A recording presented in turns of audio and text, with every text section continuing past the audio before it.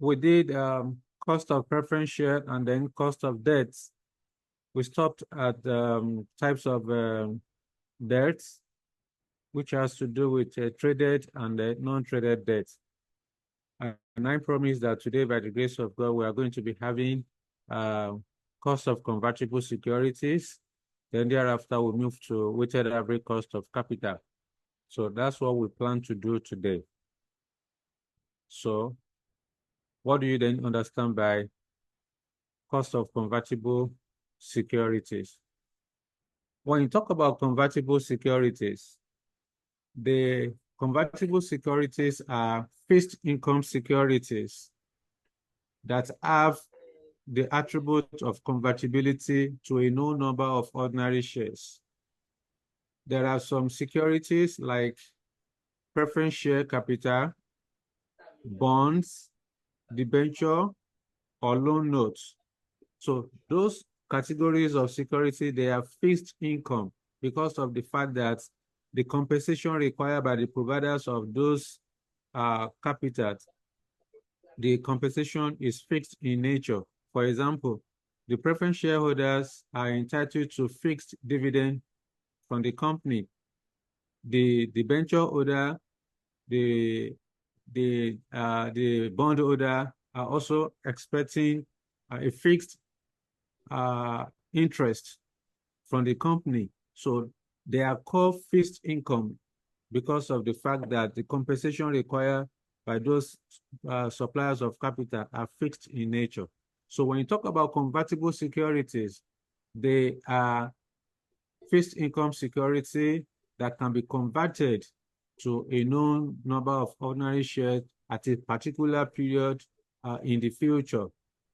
E.g., the preference share capital, like I mentioned, the debenture, the loan notes, the bonds, all those securities, they have the attribute of convertibility. Now, what then is the cost of convertible security? Okay, what is the cost of convertible security? The cost of convertible security is the share price. Okay, is the share price of those securities that will be converted to a known number of ordinary shares at a particular period in the future.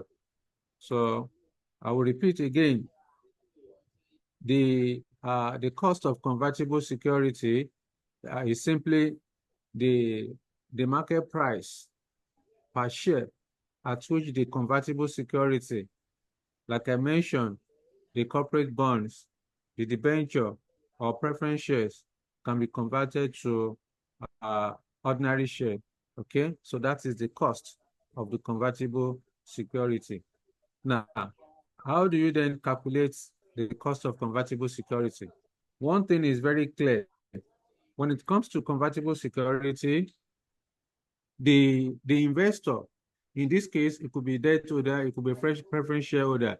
The investor has the option to either convert or not to convert, depending on the outcome. If it is profitable, if the outcome would be profitable, the investor may decide to convert. If not, they will just allow the security to lapse.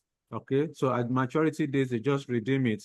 So when you want to determine the cost of convertible security, it's the same thing. The same way you calculate cost of redeemable debts or cost of redeemable preference share is the same way you are going to calculate cost of convertible security.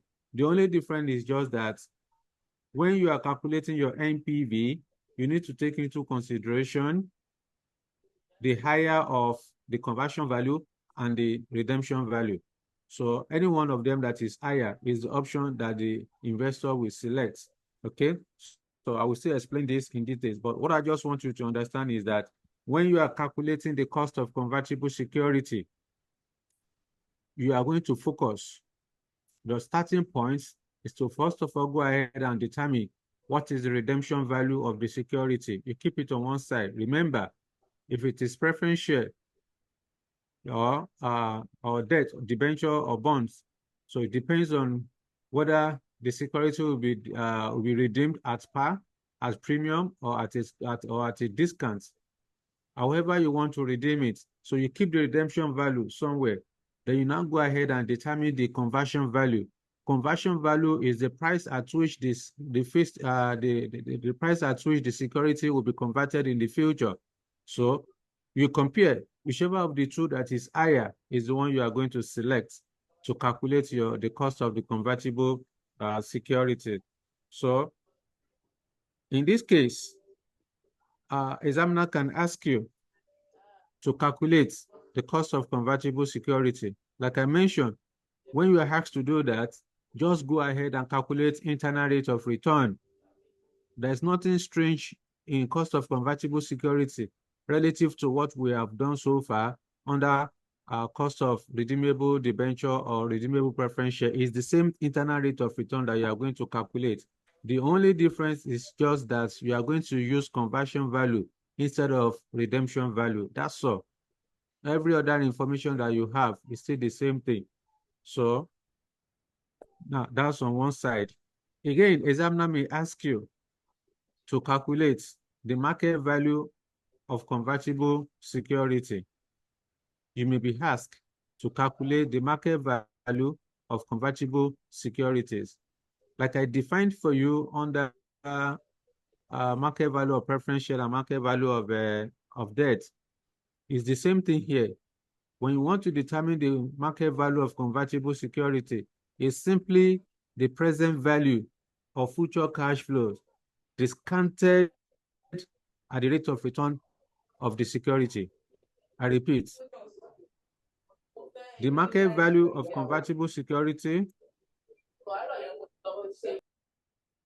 the market value of the convertible security represents the present value of the future cash flows discounted at the rate of return of the security. Let me explain this information. Say, for example, you have convertible preference share. Okay, you have convertible preference share, and you're asked to determine the market value of convertible preference share. So two things you are going to do for you to be able to get the market value of the convertible preference share. You go to the question, you go and determine the present value. You determine the present value of the preference of the fixed dividend. Okay, let me demonstrate that for you so that it will be clearer to you. Let me look for a space. Now, if I want to calculate, say for example, it's a convertible preference share, and you're asked to determine the market value of the convertible preference share. Remember the definition. I said the market value of convertible security is the present value of future cash flow discounted at the rate of return of the security. Now, you need to determine the cash flow of that security first. If it is preference share, you want to determine market value of convertible preference share. So the first thing you need to do, following the definition, which states that the present value of convertible security is the present value, the market value of convertible security is the present value of future cash flow discounted at the rate of return of the security. So for convertible preference share, I want to determine market value of convertible preference share. So first thing I will do, I will go to the question, what's the fixed dividend of this preference share? So I will determine the present value of the fixed dividend. Okay. I will go and determine the dividend of this preference share. Then I will discount it to the present value equivalent. Whatever amount I have, I will come and post. Finally, I will also go back to the question. How am I going to what is the conversion value of the preference share of this convertible preference share? What's the conversion value? So I need to determine the present value of the conversion value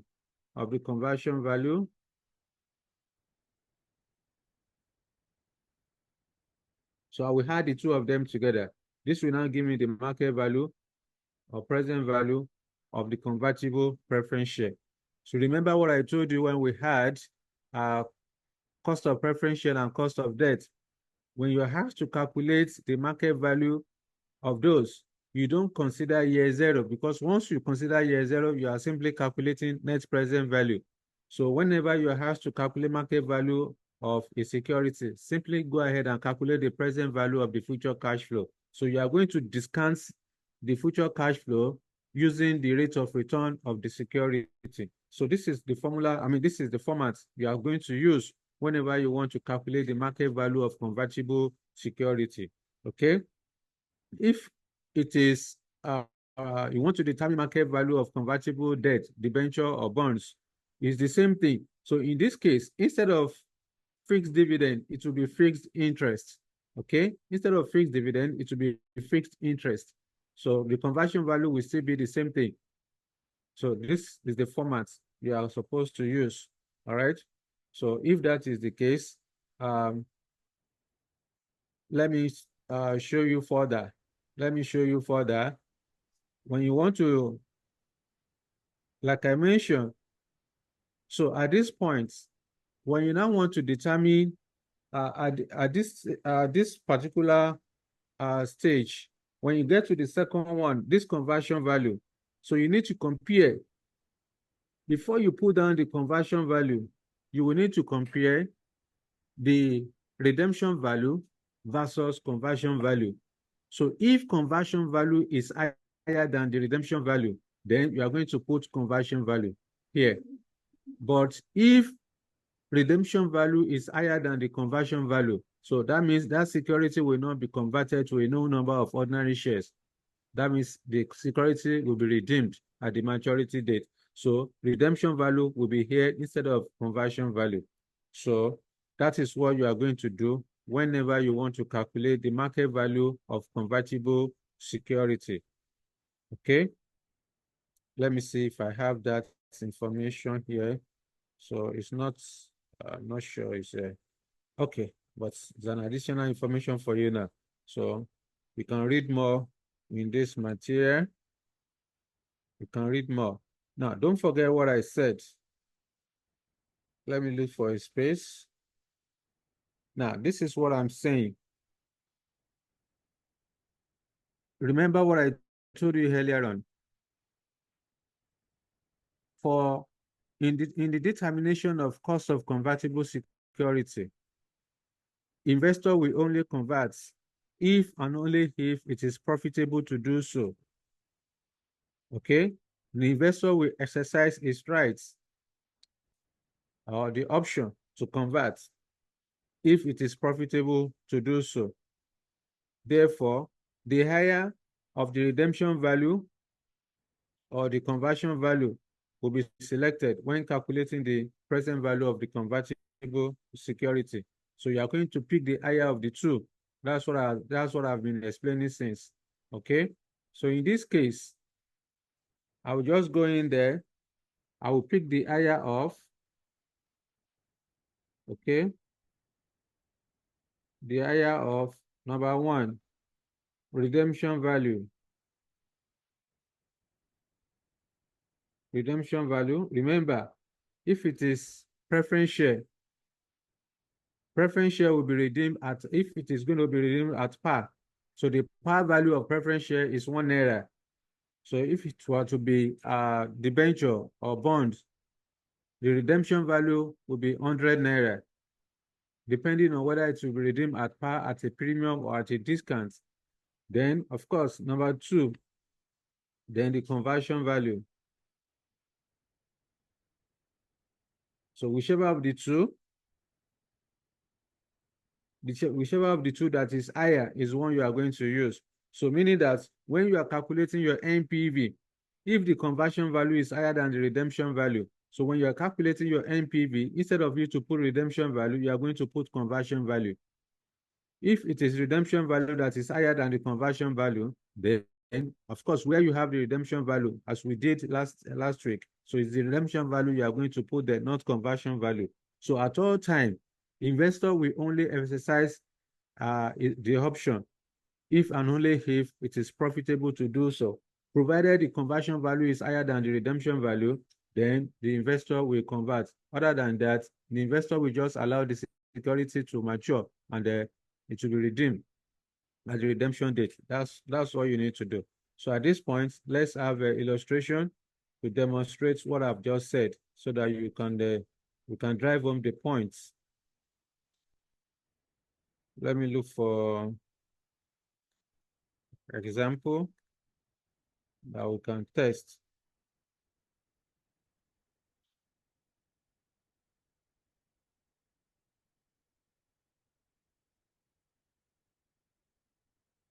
Okay. Yes. Let's have this illustration number 12. Let's have illustration number 12. I will read for you. Lacassetti PLC has in issue a convertible debenture with a coupon rate of 12%. So this coupon rate is the interest rate. Each 100 units may be converted to 20 ordinary shares at any time until the expiry date, and any remaining debenture will be redeemed at 100 naira. So I can see redemption here, redemption value to be 100 naira. That means it's at par. The debenture has 5 years to run. That's the redemption date in 5 years' time. That's the redemption date. Investor will normally require a rate of return of 8% per annum on the 5 years debt security. This rate of return of 8% represents the yield. Remember, this is a debenture, so that's the yield. That 8% is the yield on the security. Okay. So what are we asked to do? Should the investor convert if the current share price is 4 naira, 5 naira, and then 6 naira? So in this question, the examiner is asking you whether investor should convert to a new number of ordinary shares, that is, convert to 20 ordinary shares at any time until expiry date. Okay, until the expiry date. Remember, this debenture will be redeemed in 5 years' time. So examiner is now asking you, at what price should the investor convert? Should they convert at 4 naira, 5 naira, or 6 naira?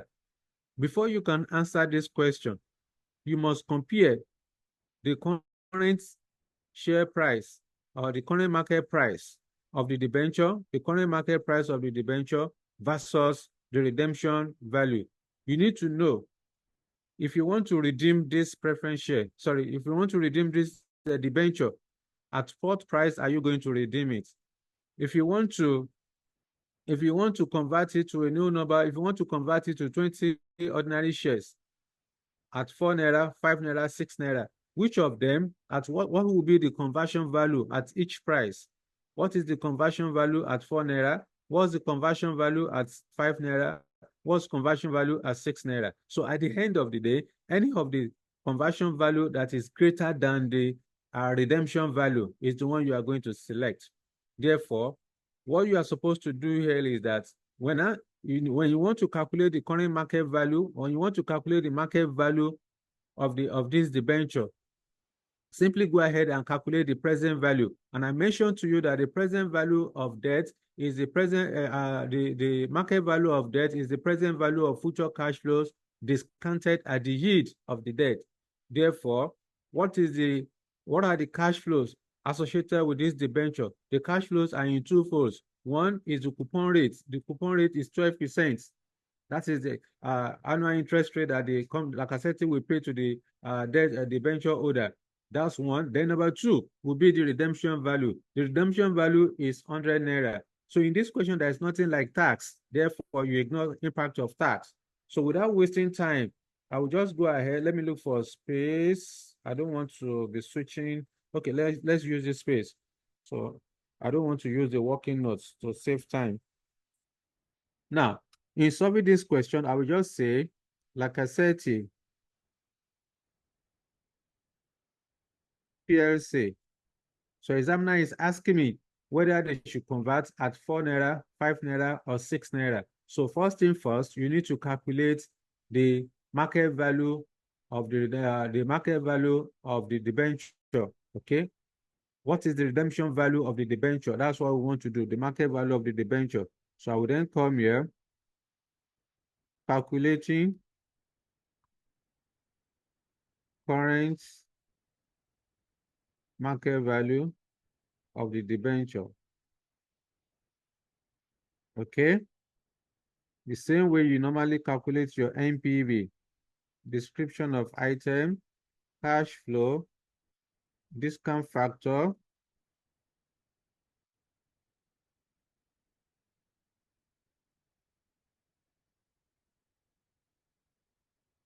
sorry, my pen is not connecting. Let me hold on for a bit.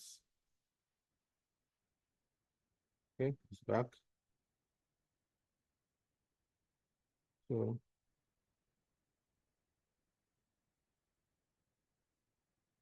what's your problem?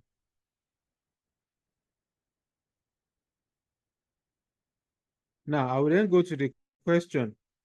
What's the yield of the, remember, we said that the market value of the venture is the present value of future cash flow discounted at the yield of the security. So the yield of this security, I think is, was it 8% or 7%? Let's go back there and check again. The yield of the security is 8%, okay? The yield of the security is 8%. Then annual interest rate is 12%, okay? So the yield is 8%.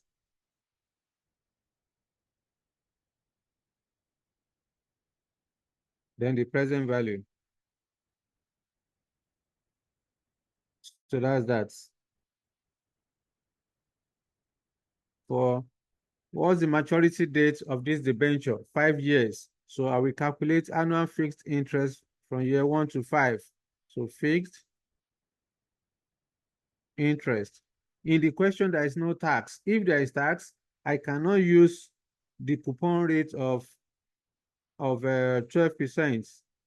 I would need to first of all go and calculate post-tax interest. I will account for tax, but since there is no tax in the question, so just use the 12% interest rate like that, the coupon rate. Okay, so I will then calculate annuity factor of year 1 to 5 at 8%. Therefore, 1.08 raised to power 5 minus equal minus 1 equal divided by 0.08. Okay, not sure. Let me redo that. Okay, 1.08 raised to power, what's wrong with you? 1.08 raised to power 5 minus equal minus 1 equal divided by 0.08 equal. That's 3.993. Here is 3.993. Then at the final year, which is year 5, this debenture will be redeemed. Sorry, hello, please, can you take the annuity factor again? Because I don't understand. You know the formula for calculating annuity, isn't it? Do you know the formula for? No, I don't know. You don't know the formula of calculating annuity? Yes. Okay. So when you want to calculate annuity, annuity factor is equal to 1 minus 1 plus r raised to power minus n, all divided by r. So in this case, it is 1 minus 1.08 raised to power minus 5 divided by 0.08. So you should have 3.993. Okay? So at the maturity date, which is year 5, this debenture will need to be redeemed. I will then go back to the question, how am I going to redeem the debenture? Examiner has told us at 100 naira, which is at par. So I will come here 100 naira.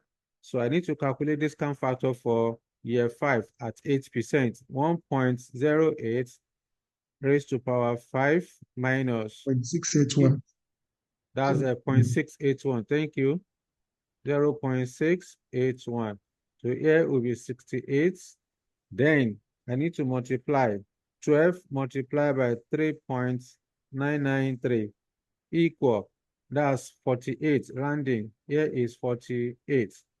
Therefore, for me to now get the market value, which is the same thing as present value, so I will add the two of them together. This is 116 naira.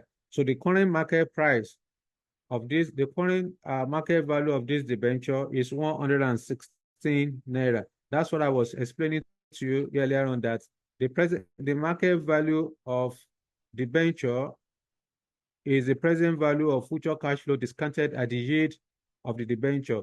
So the future cash flow is the fixed interest plus the redemption value discounted at the yield. The yield of this debenture is 8%. So the market value is 116 naira. So now that I have the current market value of this debenture, I need to go ahead and calculate the conversion value. Okay, I need to calculate the conversion value. So I will now compare. So I will then say conversion value, calculating conversion value. The conversion value will be computed for the three prices as given to us in the question. Therefore, I have number of shares. You are converting at, you are given market price, share price of 4 naira, 5 naira, and 6 naira. You want to convert 20 shares, 20 shares each. Therefore, my conversion value will then be equal to 20 multiplied by 4 will give me 80 naira. 20 multiplied by 5 will give me 100 naira. Then 20 multiplied by 6 will give me 120 naira. So examiner is now asking me, at what price should the company convert? So what I need to do now is to compare the current market value versus the conversion value at each price. So as it is, let me just, to save time, I will say, for me to advise, I would then say the company, Lacassetti PLC, should not convert at 4 naira and 5 naira because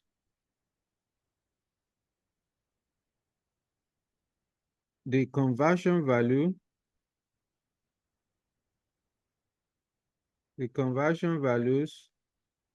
at these prices are below the current market value of 116 naira. However, the company can convert or should convert at 6 naira per share, since this is higher or greater than the current market value. That's it. Because we are comparing the 116 naira with the conversion value at each price given. So that's our advice. That's end of the question. It's as simple as that. There is nothing difficult in this. But one thing that's one thing I'm communicating, I'm stressing for you is that whenever you have to calculate market value of security, there is nothing difficult. Just go ahead and calculate the present value. So the present value is the same thing as market value. Okay. But the only thing is that if you are calculating for preference share, your cash flow should be the fixed dividend and then the redemption value. If you are calculating for debt, the cash flow should be the fixed interest and then the redemption value. So that's the difference between the two. Okay, so that's that. Let's solve another illustration where you are asked to calculate the cost of convertible security. Let me know if you want me to proceed to the second No, example. I have a question. Talk to me. Yes. The next question we want to do, does it have tax elements? I If don't it know does not, then until I I can ask the question if it does not have tax element. Because what my question is that if tax is involved, do we just yes. come to this discount factor of 8%, discount it with the tax? Let's say the tax rate is It, 30%. We make this times 0.7, then now use that discounted rates adjustments adjusted for tax to now start calculating the present value. no, the only thing remember what I told you when I was explaining cost of debt. I explained to you that debt is a cheaper source of financing because of tax deductibility benefits. So the tax will not impact the yield. Tax will not impact the yield. Tax will only impact the coupon payments. Okay? Tax will only impact the coupon payments. In this case, like in your example, say tax rate is 30%. So if tax rate is 30%, I will not use this 12 naira here. I need to go and calculate post-tax interest. For example, if I want to calculate my post-tax interest Okay. or after-tax interest, I will simply say interest multiplied by 1 minus tax.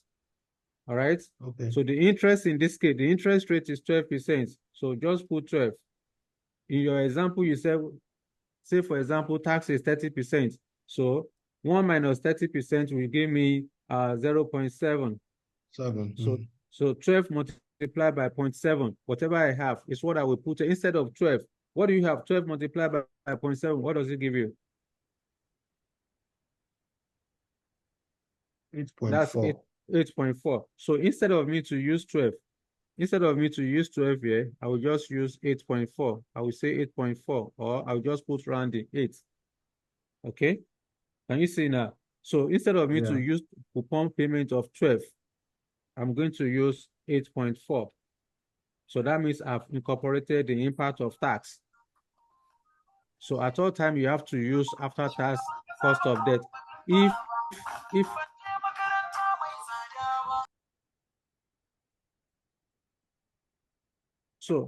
tax is not given in the question, just ignore. But if tax is given, you have to account for tax.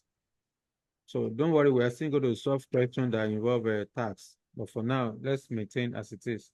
All right? Okay then. So is it clear now? Mr. Roberts? Yes, I'm fine, yeah. All right then. So let's move on to the second example.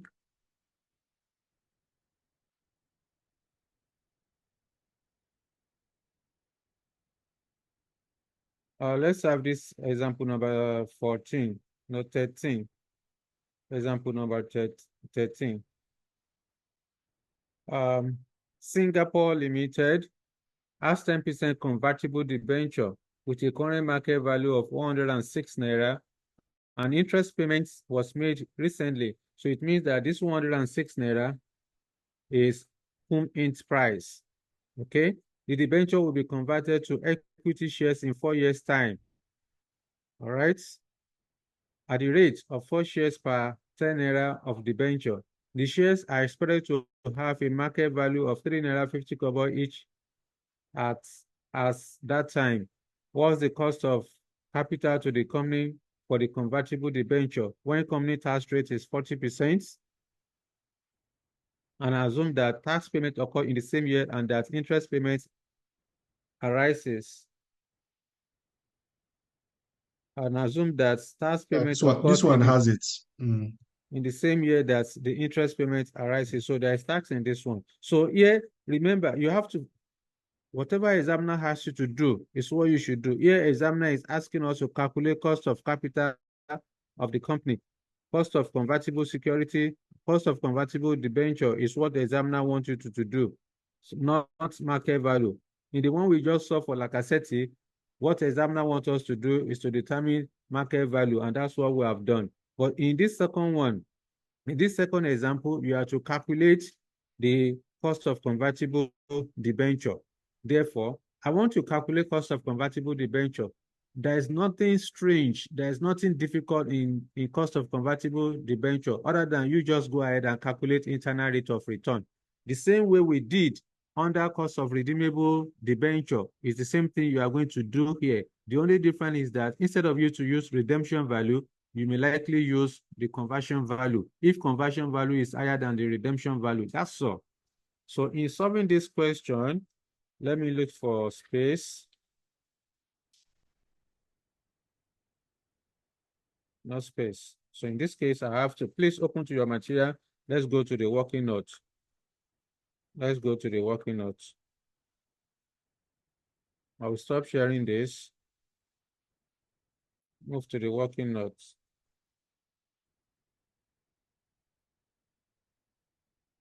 Okay. So the name of this company is Singapore Limited. So I will then come here, Singapore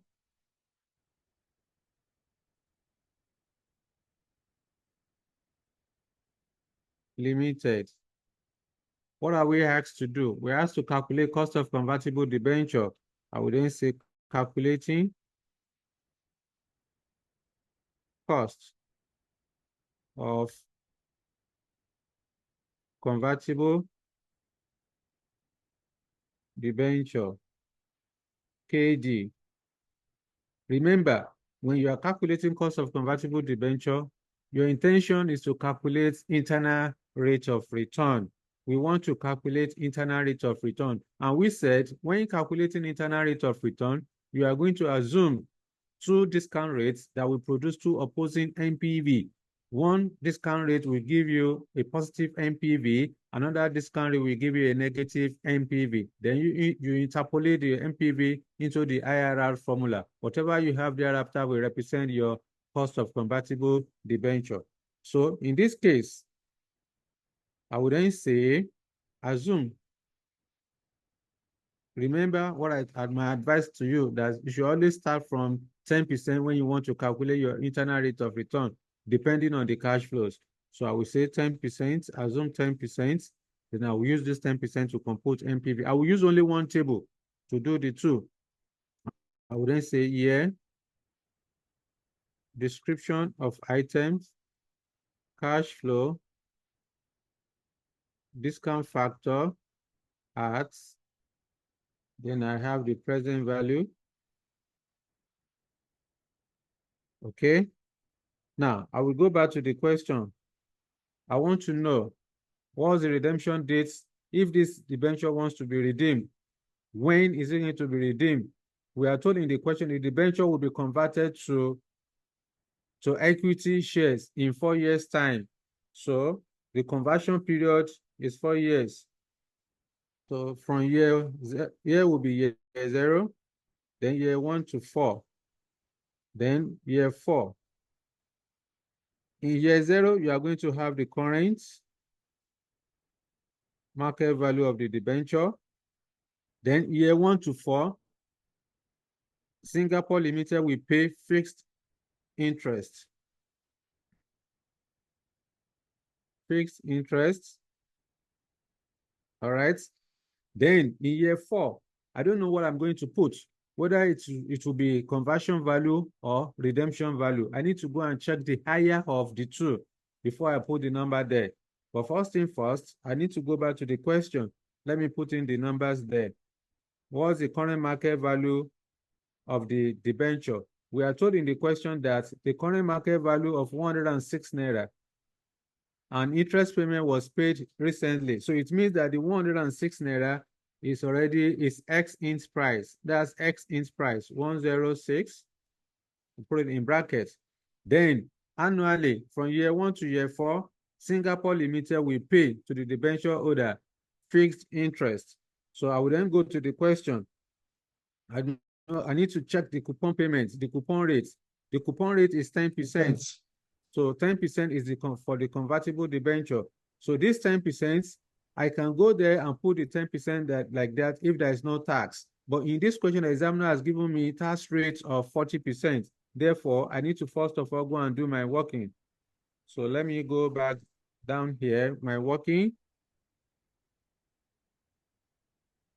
Working number 1. I want to calculate post-tax interest. Post-tax interest is the same thing as after-tax interest. So it's calculated as interest multiplied by 1 minus tax rates. Therefore, the interest is 10%. Forget about the percentage. Remember, debt is always quoted at 100 naira per unit. So always forget the percentage. Then multiply by the tax rate is 40%. So 1 minus 0.40.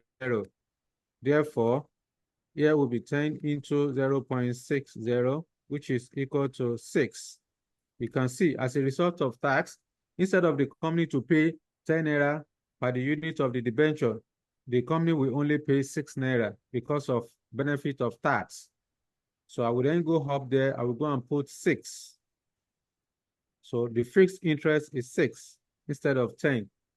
Now, in the next 4 years, when this debenture should be converted to ordinary shares, I need to go and determine the current, the market value, the conversion value, and then the redemption value. So, number 2, first thing first, I need to determine the conversion value. Conversion value. How am I going to determine the conversion value?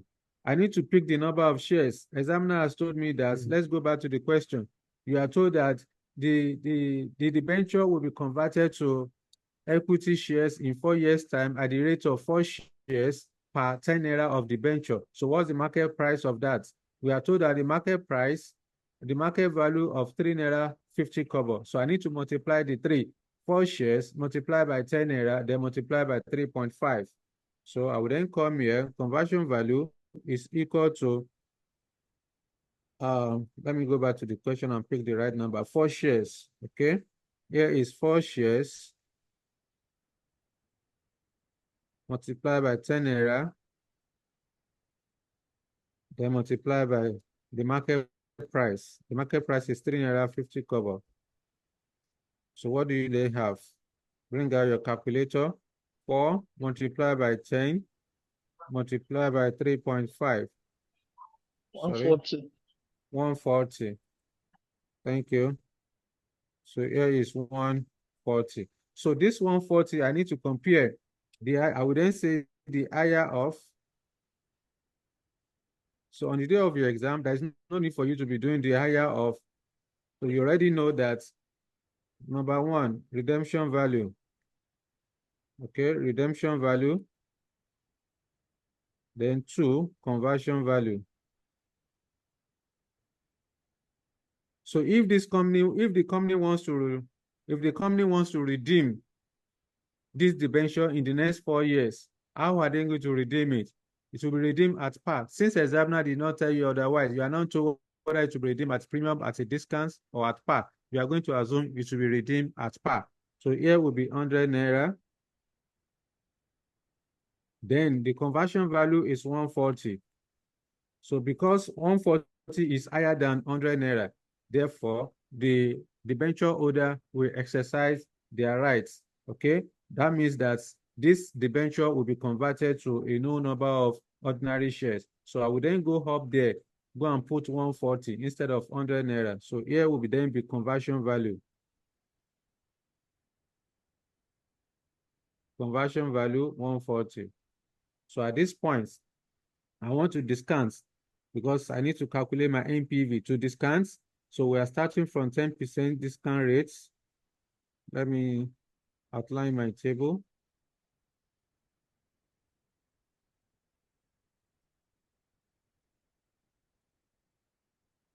Okay.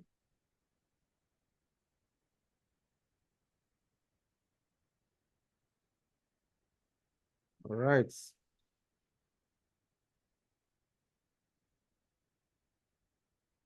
Okay then. So at 10%, year 0 is equal to 1. 1 multiplied by 106 will give us 106. 106. Here is at 10%. Now, I need to calculate annuity factor of year 1 to 4 at 10%. So 1.1 raised to power 4 minus equal, sorry, that's a mistake there. 1.1 raised to power 4 minus equal minus 1 equal divided by 0.1 equal. That's 3.17. Here is 3.170. So discount factor at year 4, 10%, will give us a 0.683. Okay? 0.683. Now let's multiply. I would then say 6 multiplied by 3.17 equal 19. Here is 19 rounding. Then 140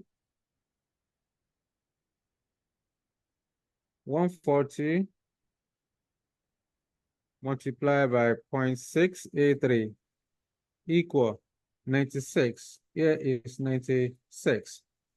So 96 plus 19 equal 115. 115 minus 106 equal 9 positive. Here is 9 positive. So we assume 10%, and 10% produce a positive NPV of 9 naira. So we need to increase the discount rate in order to have a negative NPV. Therefore, let's assume 15%. 15%.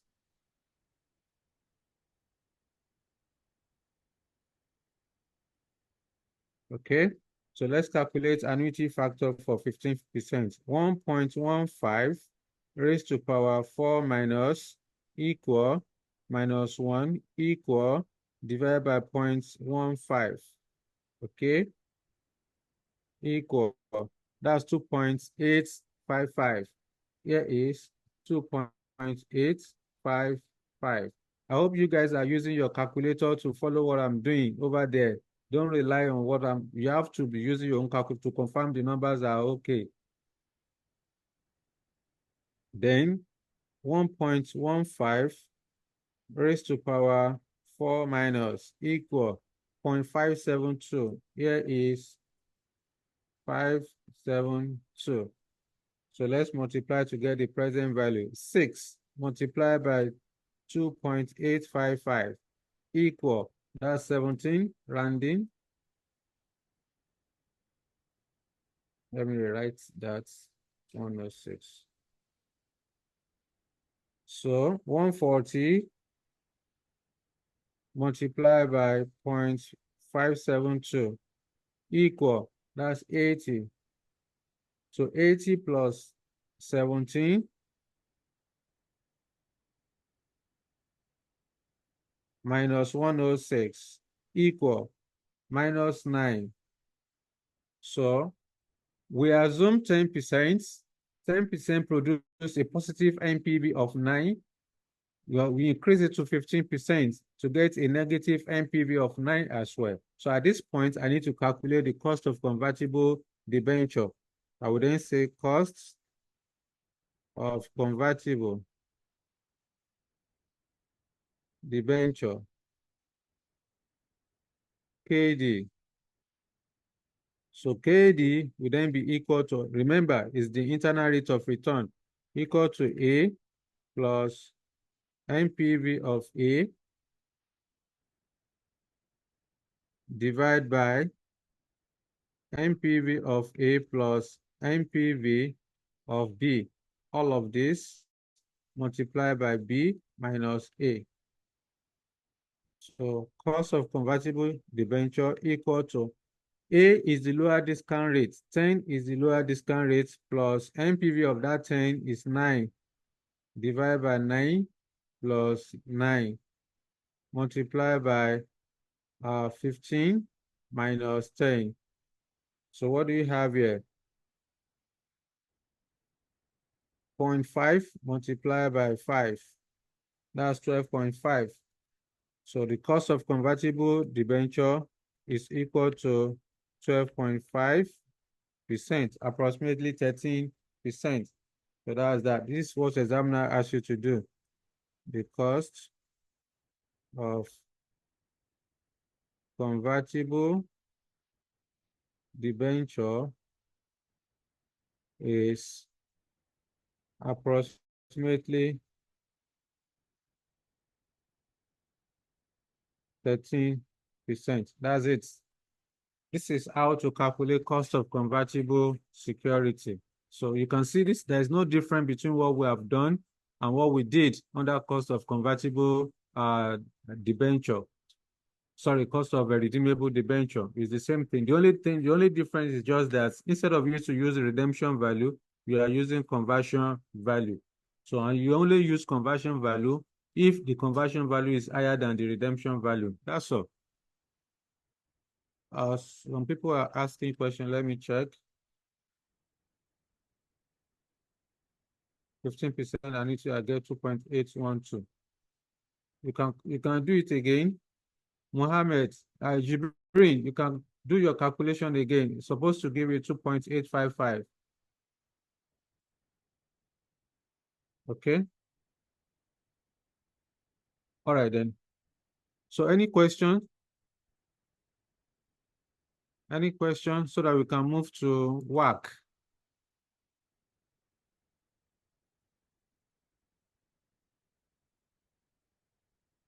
Okay, so let me stop sharing this so that we can go to, let's talk about weighted average cost of capital. So we are getting to the end of cost of capital. So let's see if we can complete WAC today. Then in our next class, we may likely complete cost of capital. But for now, let's maintain the momentum. I will stop sharing this. Then I will share the notes.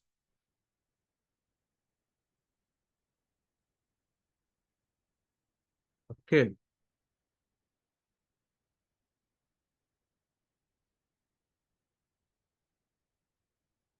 So let's talk about weighted average cost of capital.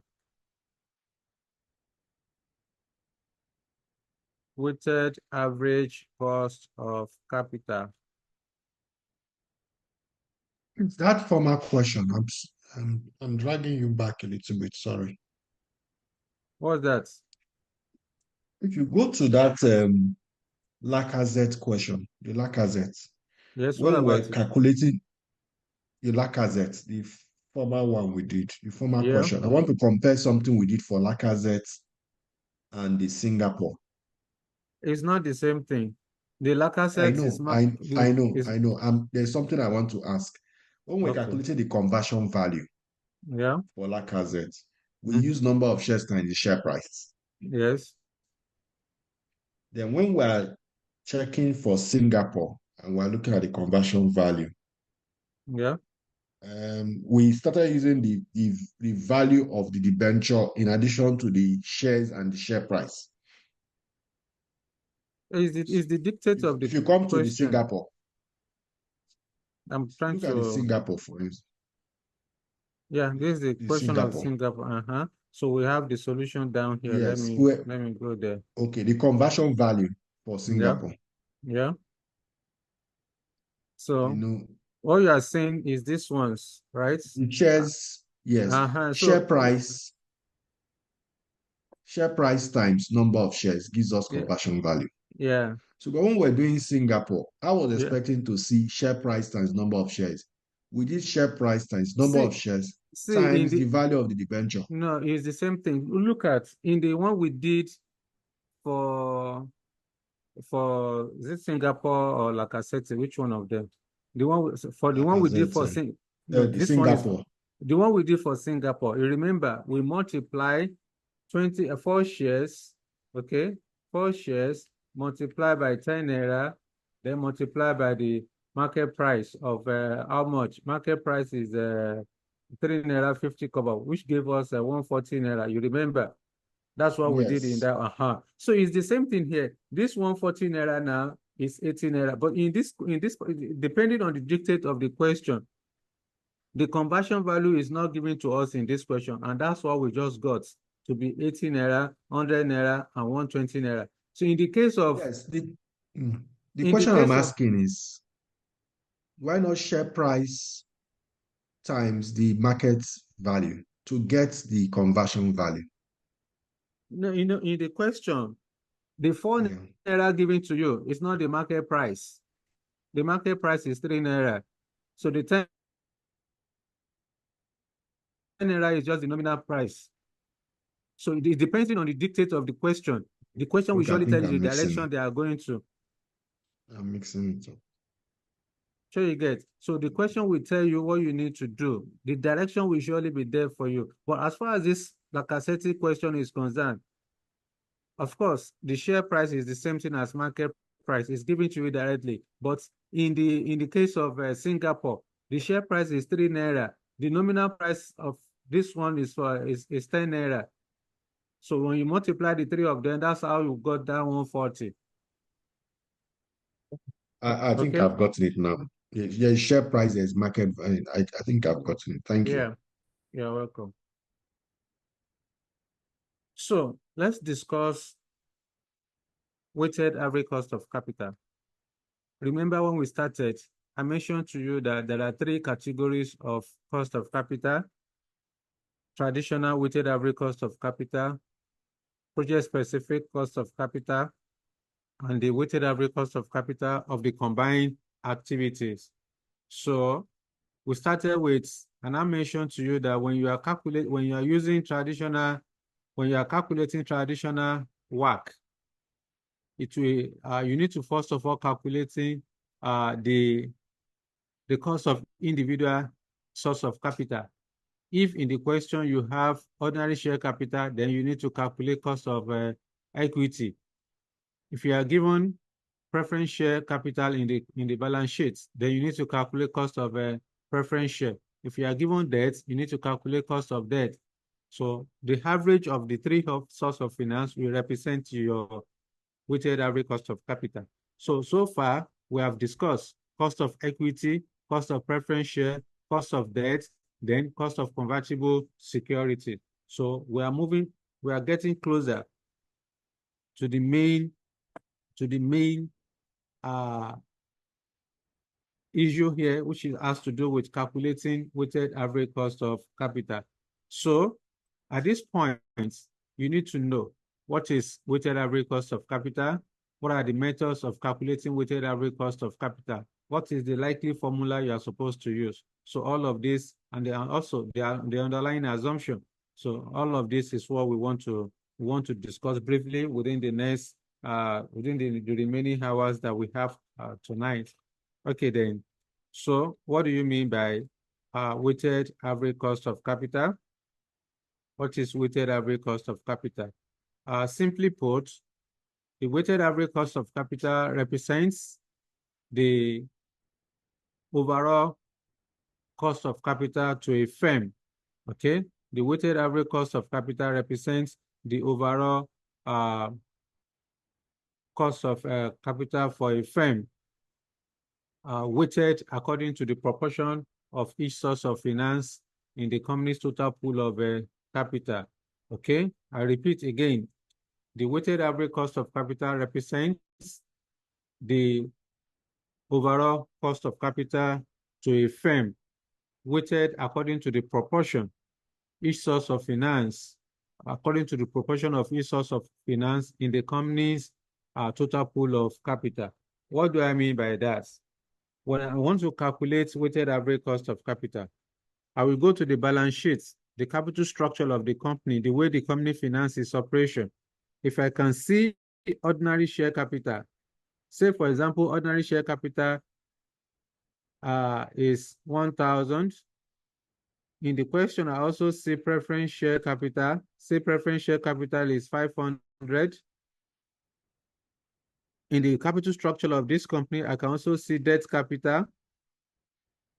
Say this one is 300. When you add everything together, that's 1,800. That 1,800 is the total pool of capital. Therefore, say when I now calculate my cost of equity, I have 10%. When I calculated the cost of preference share, I have 5%. When we did the same thing for cost of debt, we have 6%. Therefore, we are now saying that weighted average cost of capital is the overall cost of capital to a firm, weighted according to the proportion of each source of finance in the company's total pool of capital. So if I want to calculate my WACC now, in this case, when I want to calculate my WACC, I need to determine the proportion of equity. Look at 10%, 5%, 6%. When you add it together, that's 21%. You cannot say the WACC of this company is 21%. That's not possible. So I need to find the average cost of capital, because 10%, 5%, 6% is the cost of individual source of finance to this company. So for me to now get the weighted average cost of capital, I need to find the average of each source of finance, weighted according to the proportion of each source. So what is the proportion of equity? When I want to calculate my WACC, I will pick the proportion of equity. In this case, proportion of equity is 1,000 divided by the total pool of capital is 1,800. Then multiply by cost of equity, which is 10%. I will keep it on one side. I will add it to the cost of preference share.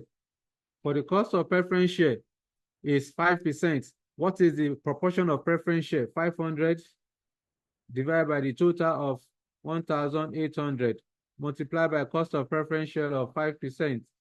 Okay. I will do the same thing for debt. Plus the debt is 300. So I will say 300 multiplied by the total capital of 1,800 divided by total capital of 1,800, then multiply by 6% cost of debt. So the average of all of them will give me the weighted average cost of capital. That is what I just defined for you. That weighted average cost of capital represents the overall cost of capital to a firm, weighted according to the proportion of each source of finance in the company's total pool of capital. So that is what weighted average cost of capital is all about. Therefore, what are the methods of estimating weighted average cost of capital? Remember, what we are discussing is traditional weighted average cost of capital. Once we are done with weighted average cost of capital, we are moving to project-specific cost of capital. Then after that, we do weighted average cost of capital of the combined activity. So right now, we are still under traditional weighted average cost of capital. Now, how do you calculate, before we go to the method of estimating traditional WACC, okay? How do you estimate weighted average cost of capital? Or maybe we should just do method first. Let's do method before we talk about how to estimate weighted average cost of capital. So when you want to calculate, there are two methods that can be used, or there are three methods that can be used to calculate weighted average cost of capital. Like I explained to you when we started, I said there are three categories of weighted average cost of capital.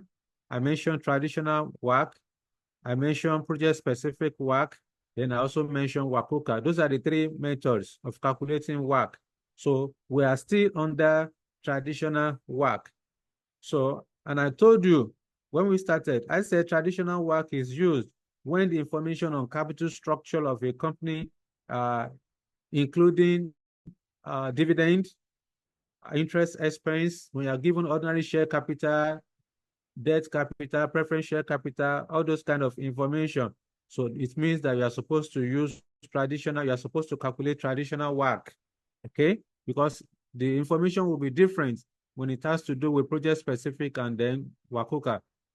So now, when you want to calculate weighted average cost of capital using traditional WACC, you are expected to calculate the cost of individual source of finance first. before you go ahead and calculate your weighted average cost of capital. And that was why we calculated cost of equity so far, cost of preference share, and then cost of debt.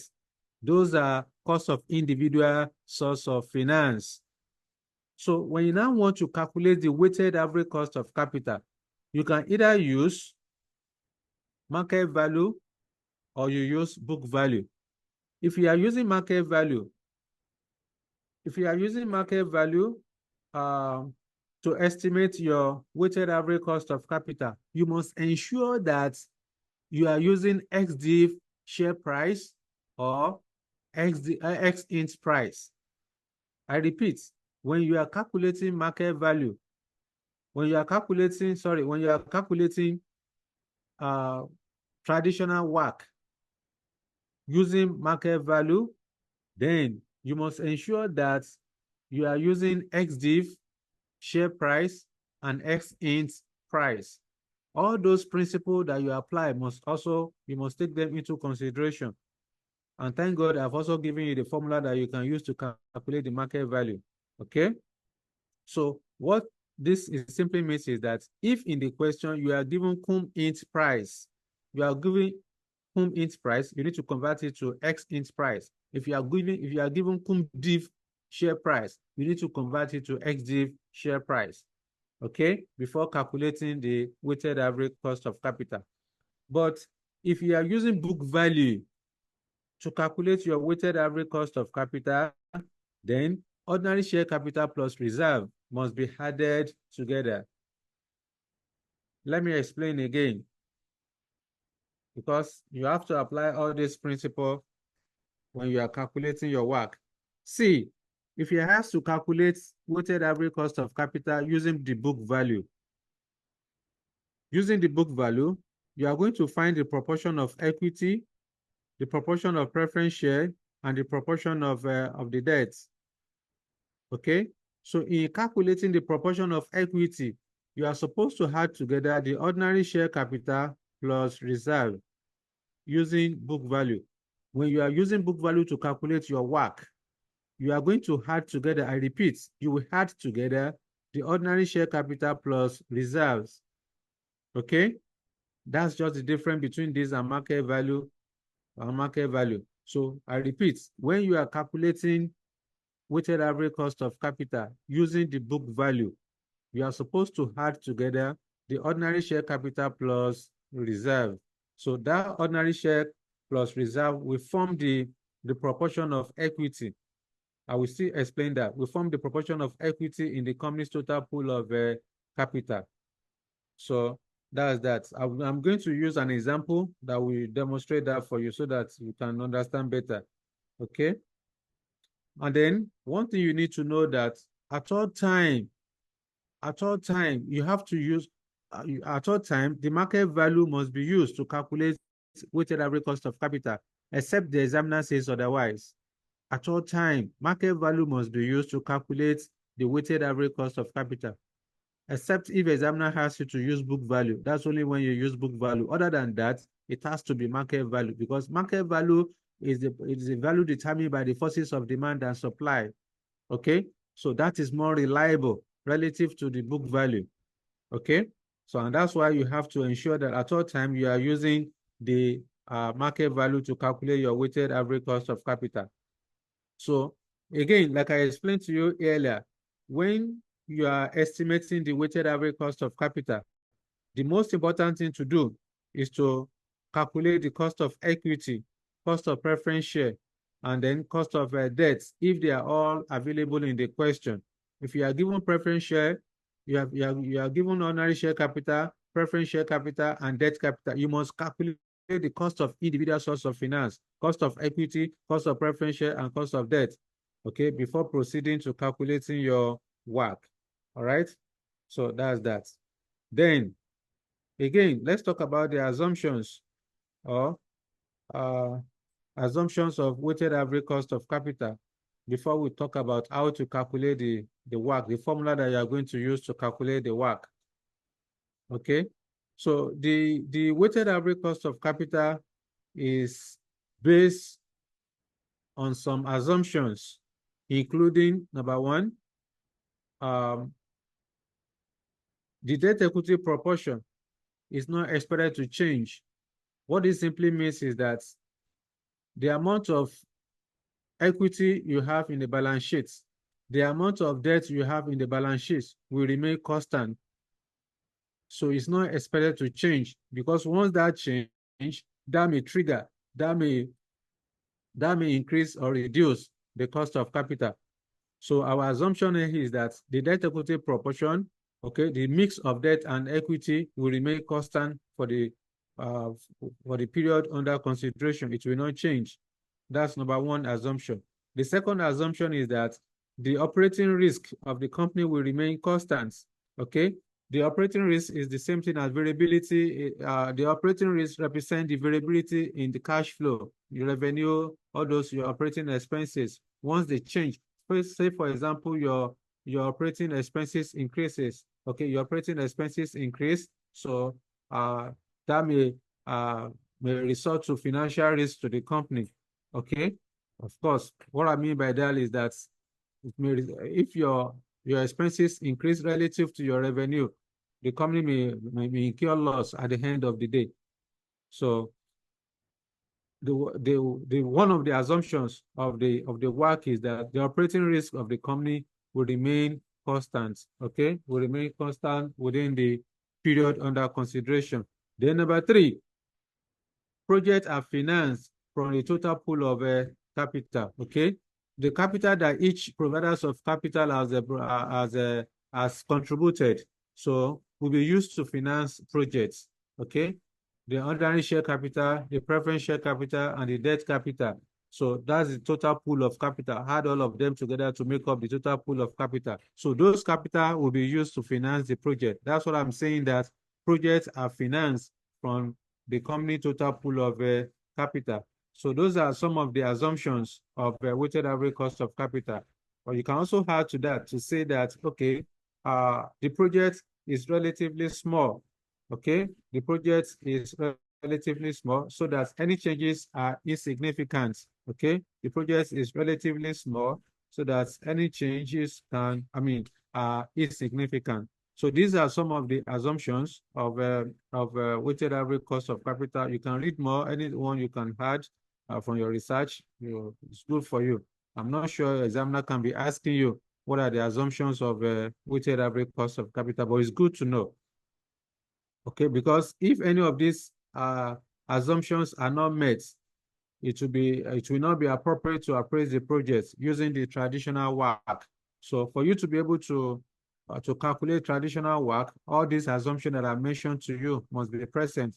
The fact that the debt equity proportion will remain constant within the relevant range, the operating risk will also remain constant, the project are financed using the total pool, the company's total pool of capital, and the fact that the project size is relatively small, so that any changes are insignificant. So all this must be present when you are calculating your weighted average cost of capital. So finally, let's just talk about how to estimate weighted average cost of capital. Let's talk about how to estimate weighted average cost of capital. Okay. Let me see if I have the formula. Yes, is there.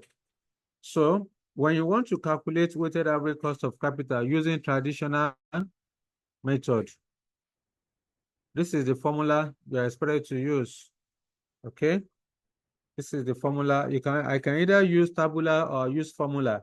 So whichever one I use, I will get the same answer. It's the same thing you are going to get. Now, when I want to calculate WACC, denoted as KW, I will pick the value of equity, either book value or market value of equity. I will divide it with the total pool of capital. To get the total pool of capital, the value of equity plus value of preference share plus value of debt will give me the total pool of capital. So that will give the proportion of equity, then multiply by the cost of equity, plus, okay, plus the value of preference share divided by the total pool of capital of E plus P plus D multiplied by cost of preference share plus the value of debts divided by the total value E plus P plus D multiplied by after tax cost of debt 1 minus tax. Okay, so all multiplied by 100 over 1. So this is the formula for calculating weighted average cost of capital. You only use this formula if the three of them are present in the question. If in the question you have equity, of course, for a company, you must have equity. So if you have equity, you have preference share, and you also have debt. That means this is the formula you are supposed to use. But in some instances, you may not have preference share. You only have equity and debt. Okay? So if you have equity and debt, then the middle one will not be there. The middle one should be removed. Okay?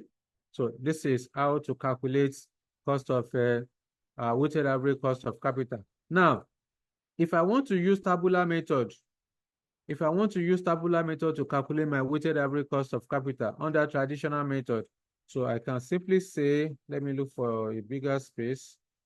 Okay, let me manage it. So I will create a column for the type of the security. In this type of security, I can have ordinary share capital or equity. Let's call it equity. Okay, I can have preference share.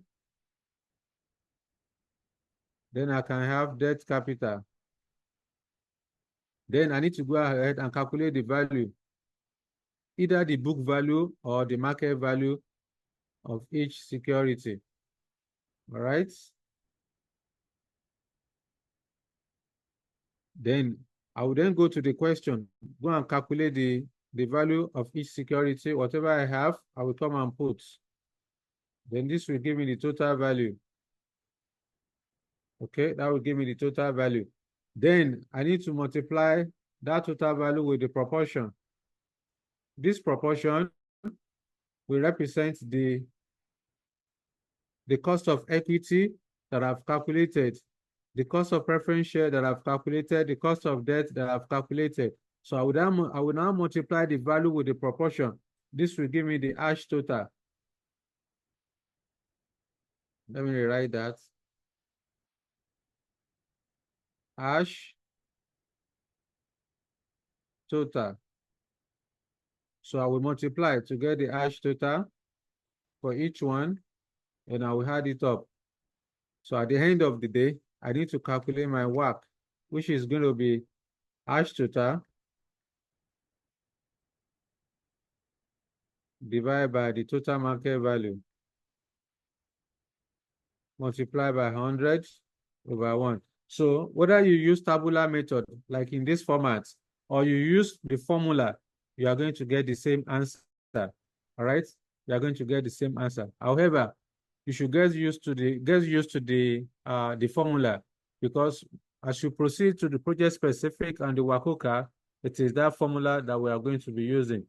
Okay, so get used to this big formula, big for nothing formula. So what else do we need to discuss here before we move to illustration? We should be able to solve at least 2 illustrations tonight before we close. Okay, so let me know if you have any question for me so that we can have illustrations. So these are all the explanation I need to tell you that you need to know under weighted average cost of capital using traditional method. Okay? So do you have any questions so far? Any question for me? If there is none, I will go ahead to illustration.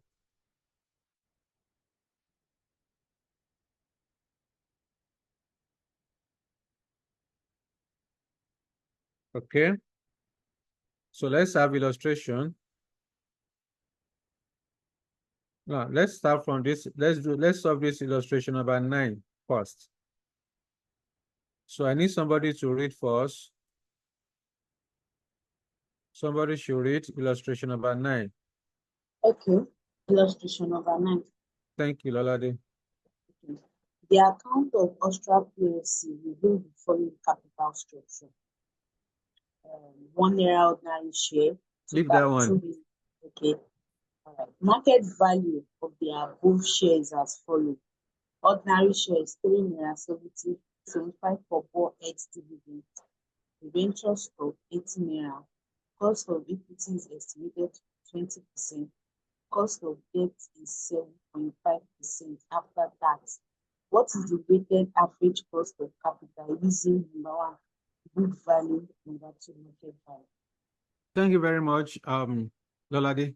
Now, it's good to have this kind of worked example. So this will help you to, for us to be able to demonstrate how to calculate weighted average cost of capital using book value and then the market value. I believe after this illustration, you will understand better. So please open to the question at your own hand so that I can stop sharing this and move to the working notes. Let's quickly solve the question.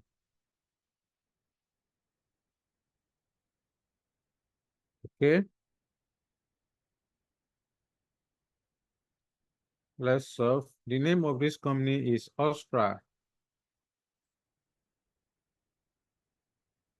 Solution to illustration number 9. Ostra PLC.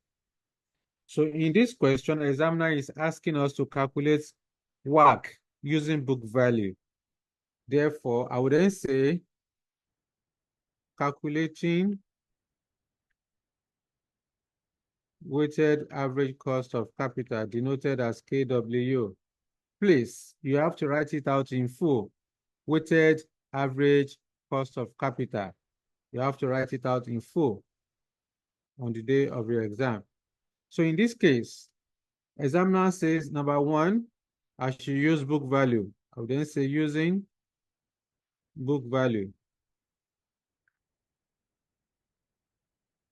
Before that, to get my WACC, I will say KW equal to, I will go to the question to go and check the capital structure of the company. So the capital structure, the company finances operation with both equity and debenture, ordinary share capital and debenture. There is no preference share. Therefore, I would then say value of equity divided by value of equity plus value of debt. Please mute. Multiply by cost of equity plus value of debt, value of debenture divided by equity plus debt multiplied by cost of debt into 1 minus tax. So this is the formula that we are going to use. So number A or number 1, examiner is saying we should use book value. Roman figure 1, using book value. So I want to calculate WACC using book value. Remember, when calculating WACC using book value, the ordinary share capital and the reserve must be added together. Let me put the information there. Note,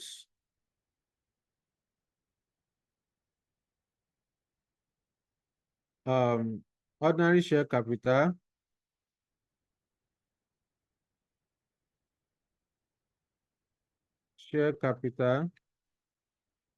and reserves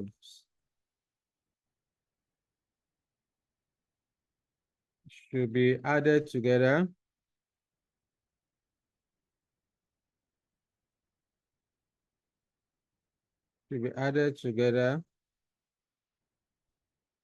to form the proportion of equity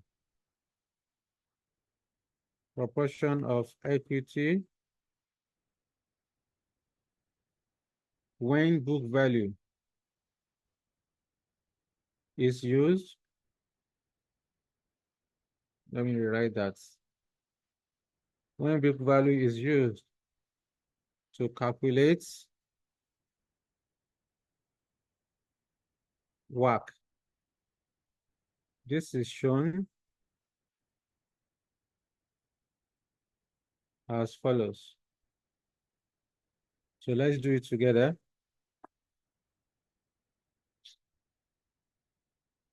So for me to get my WACC, the good thing about this question is that examiner has already given to us the source of individual source of finance. I mean, the cost of individual source of finance. Cost of equity is estimated to be 20%. Cost of debt is estimated to be 7.5 after tax. So there's no need for me to go and be calculating cost of equity and cost of debt.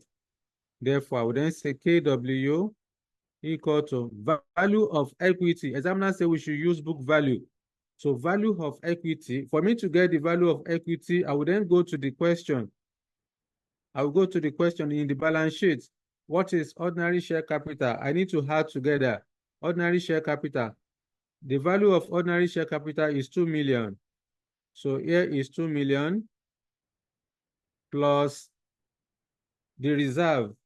The reserve is 3 million plus 3 million, then divide by the total pool of capital. Total pool of capital is 6 million divided by 6.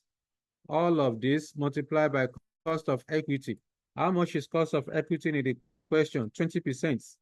So multiply by 20% plus value of the debenture is 1 million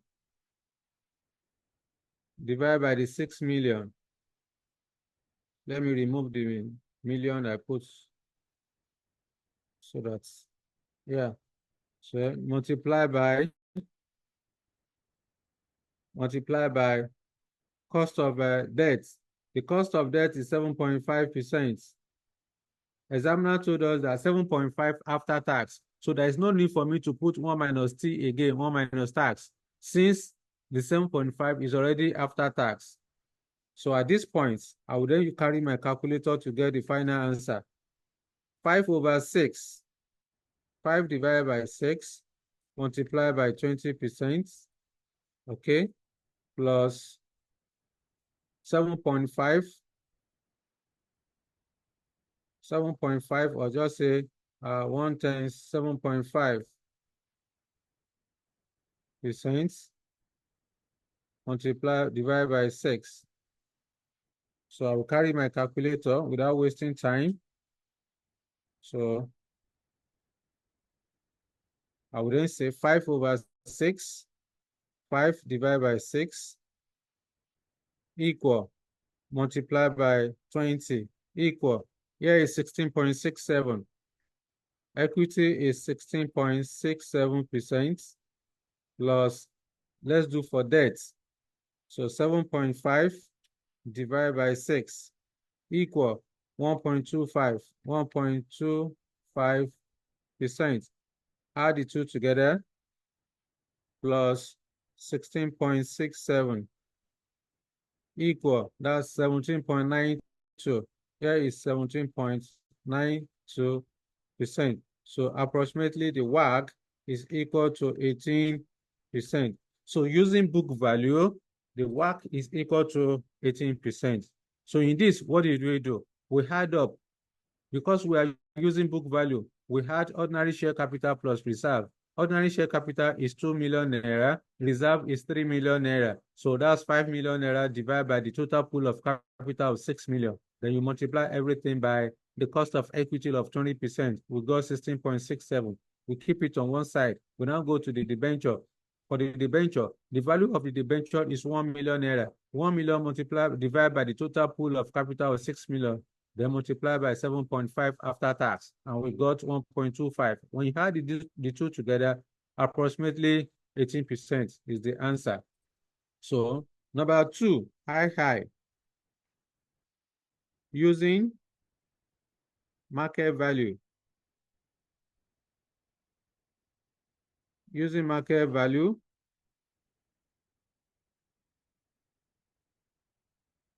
okay. So it's the same formula.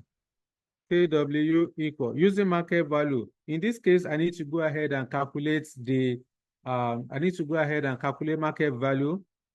I need to go and calculate the market value. So my working with will be here, workings. Number 1, market value. So I want to calculate market value of equity. Remember when I was explaining to you, I said market value of equity is calculated as number of shares multiplied by XD share price. So that is if you are given number of shares in the question. Where you are not given number of shares, then share capital divided by nominal price, then multiplied by XD share price. So in this question, we are not given number of shares, but we have share capital. Therefore, I would then say share capital divided by nominal price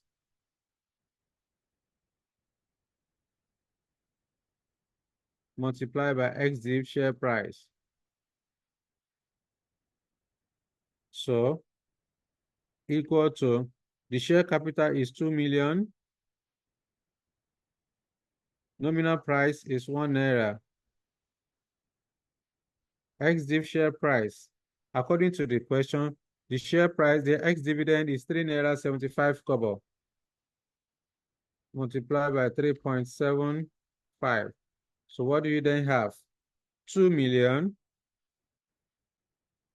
multiplied by 3.75 equal 7.5 million. Here is 7,500,000. Then you calculate the market value of the debenture. G. Market value of the debenture is calculated as nominal value. The nominal value is the balance sheet value multiplied by X int price divided by 100 naira. Remember this formula. So equal. I will then go to the balance sheet. What's the nominal value? 1 million naira is the nominal value.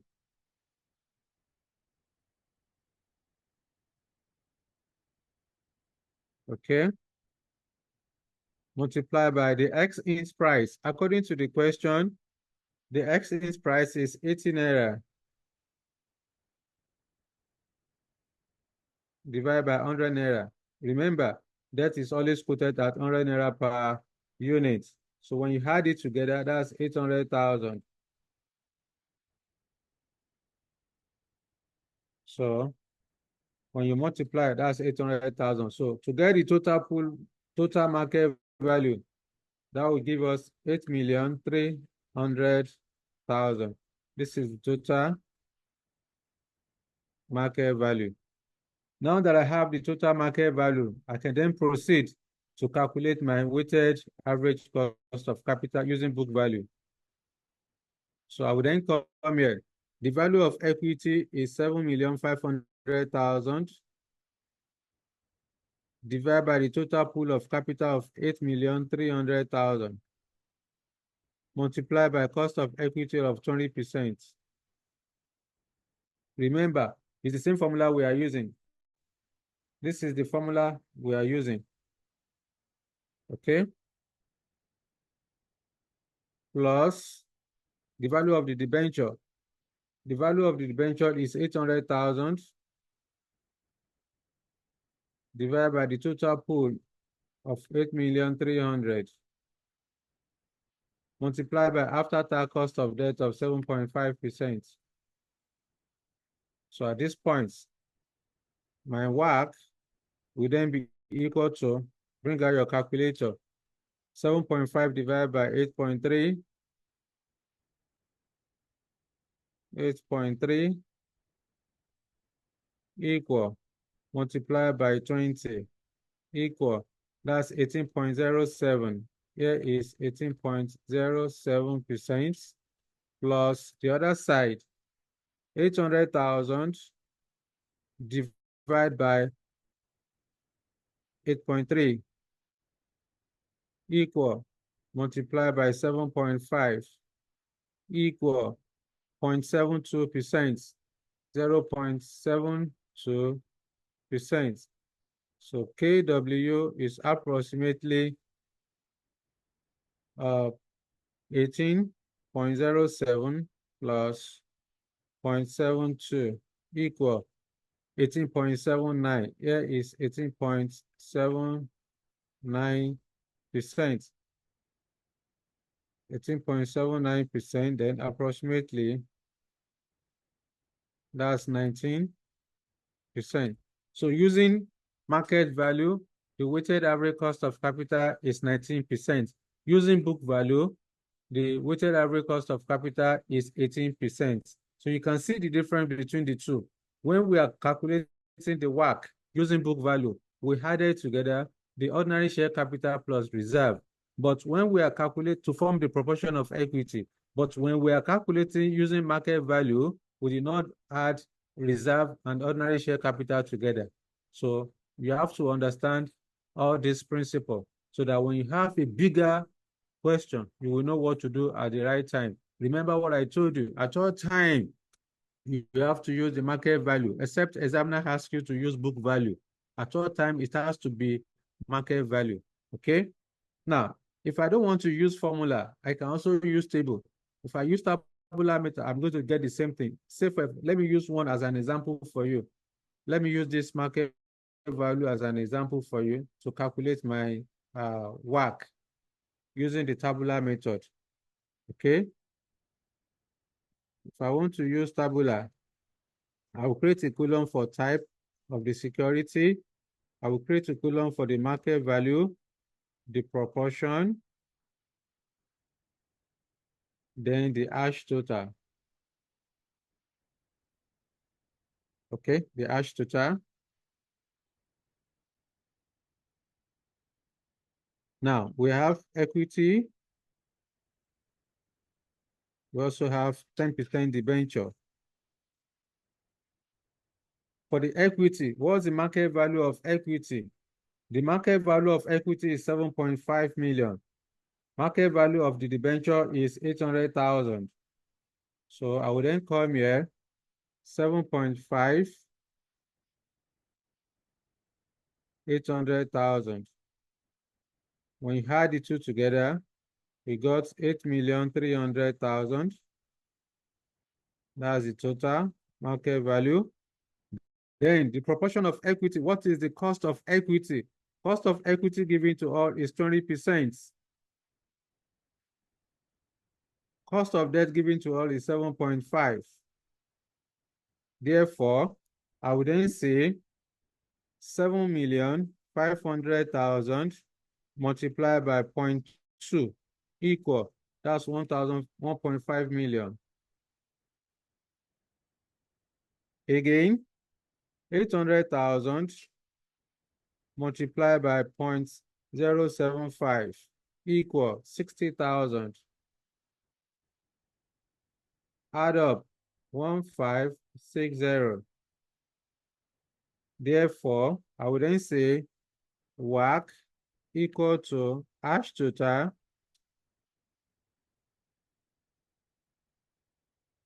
divided by total market value multiplied by 100/1. So, which is equal to, hash total is 1,560,000. Total market value is 8,300,000 multiplied by 100/1, which is equal to, we should have the same thing as 19%.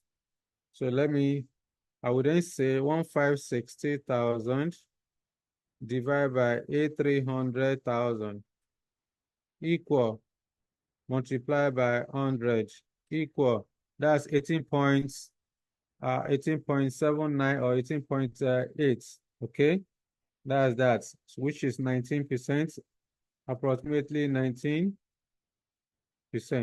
So this should be consistent with, now you can see whether we use formula or we use the tabular method, we are going to get the same answer. So whichever one that is more convenient for you is what you should use. Don't go and be showing too much skills on the day of your exam and be demonstrating using formula, then you also demonstrate using the tabular. So you are just wasting time, all right? You are just wasting time. Don't go and be doing that. Okay, Jibrin is saying that the tabular is very simple. Yes, it is simple, but don't forget what I said. Ensure you always use the formula, because when we get to project specific, we are going to be using the formula. So, all right then. So that's any question for me? We are going to have one more illustration before we close the day. Let me know if you have any question. If not, then move to the second illustration.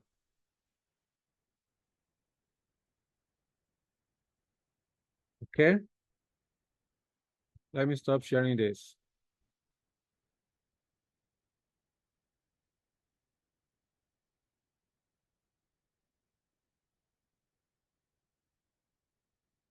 All right. I'm going to give you an assignment, but after we might have solved this question, the assignment I want to give to you is closely related to this particular question that we want to solve, but with a slight difference. Okay? All right. Who will read for us? Peace. You have been quiet since, so can you read? Peace.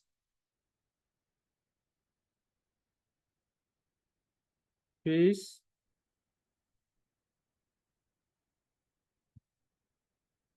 Okay, maybe peace is not available. Okay, can I read? Lolade, go ahead. Okay.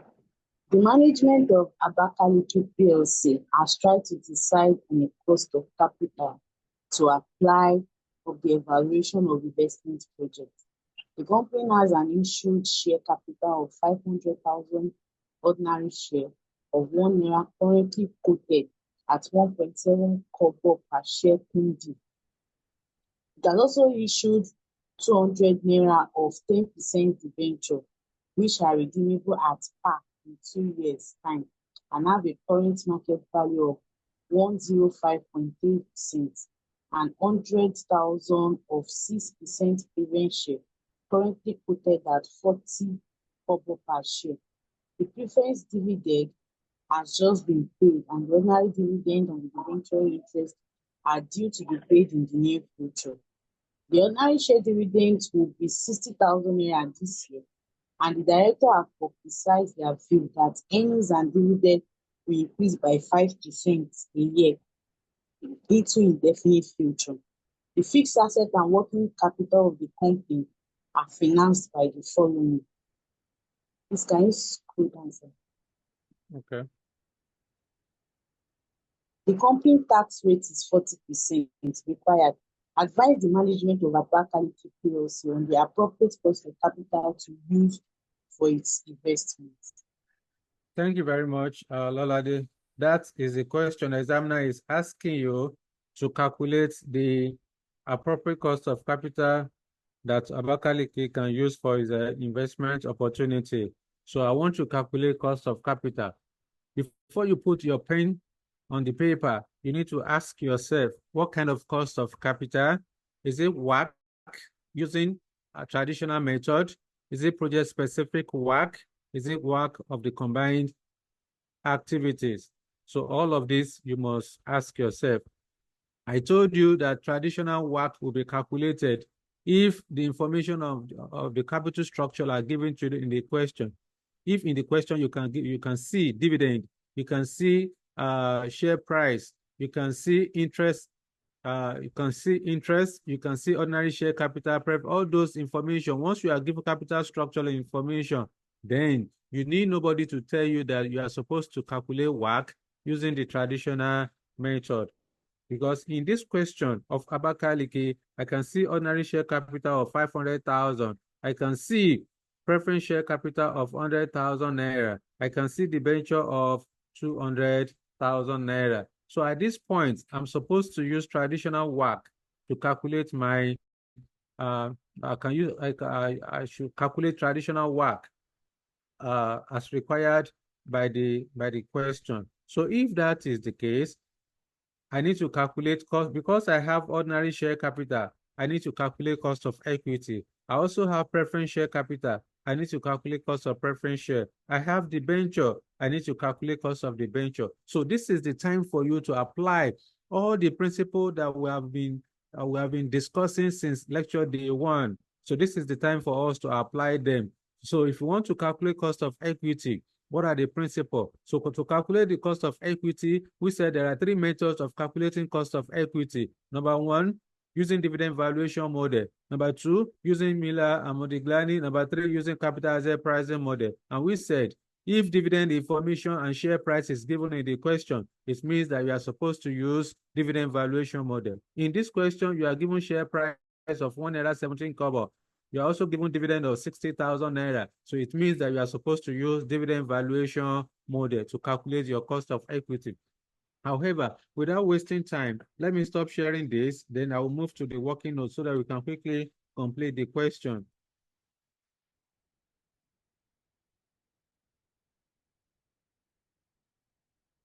Okay. All right. So the name of this company is Abakaliki PLC. So examiner asked us to calculate appropriate cost of capital. So you can't just jump to calculating WACC. You have to start from the basis. So because in the question we have ordinary share capital, then I need to calculate cost of equity. Therefore, I would then say number 1, calculating cost of equity.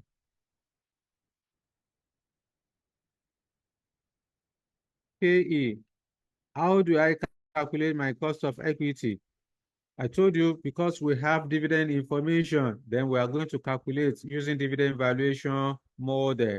Using dividend valuation model, I need to go back to the question. I know that using dividend valuation model, cost of equity is the ratio of dividend to ex-div share price, depending on whether dividend will remain constant or dividend will grow to perpetuity.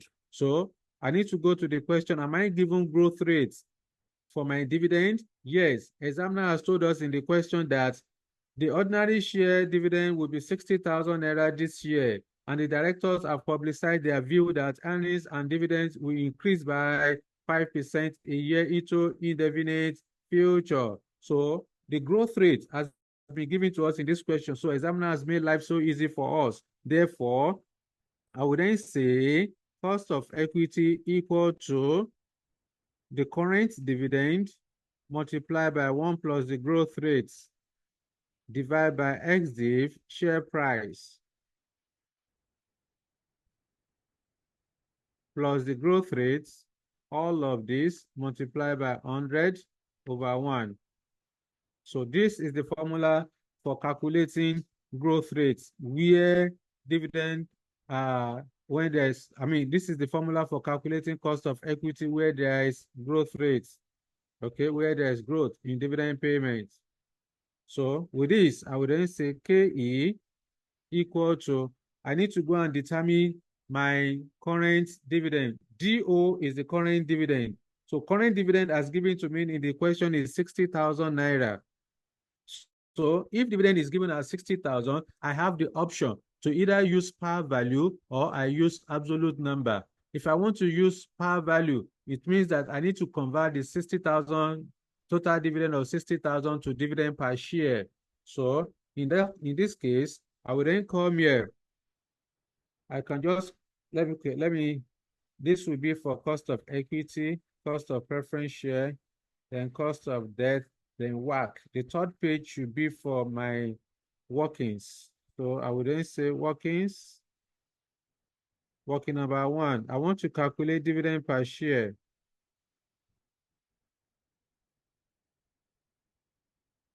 DPS. So the dividend per share is the ratio of total dividend to number of shares, number of ordinary shares, which is equal to 60,000 naira. I will go back to the question, what's number of shares? According to the question, number of shares, we have 500,000 shares. So here is 500,000 shares. Therefore, what do you have? The dividend per share will then be 60 divided by 500 equal 12 kobo, 0.12. So that's that. 0.12 is the dividend per share. So then working number 2, I need to determine, okay, let's do it one after the other. So let's now go up there and slot in the numbers. So our dividend per share, the current dividend is 12 kobo, so 0.12. What's the growth rate in the question? We are given growth rate of 5% for dividends. So 1 plus 0.05 will give me 1.05. Divide by my ex-div share price. I will go back to the question. I'm looking for ex-div share price. We are told in the question that the company has an issue share capital of 500,000 ordinary shares of 1 naira currently quoted at 1 naira 17 kobo per share cum div. Examiner has given us cum div. It means that 1 naira 17 kobo included dividend of 12 kobo. So I need to go and convert it to ex-div share price, because you don't use cum div share price to calculate cost of equity. Rather, you have to use ex-div share price.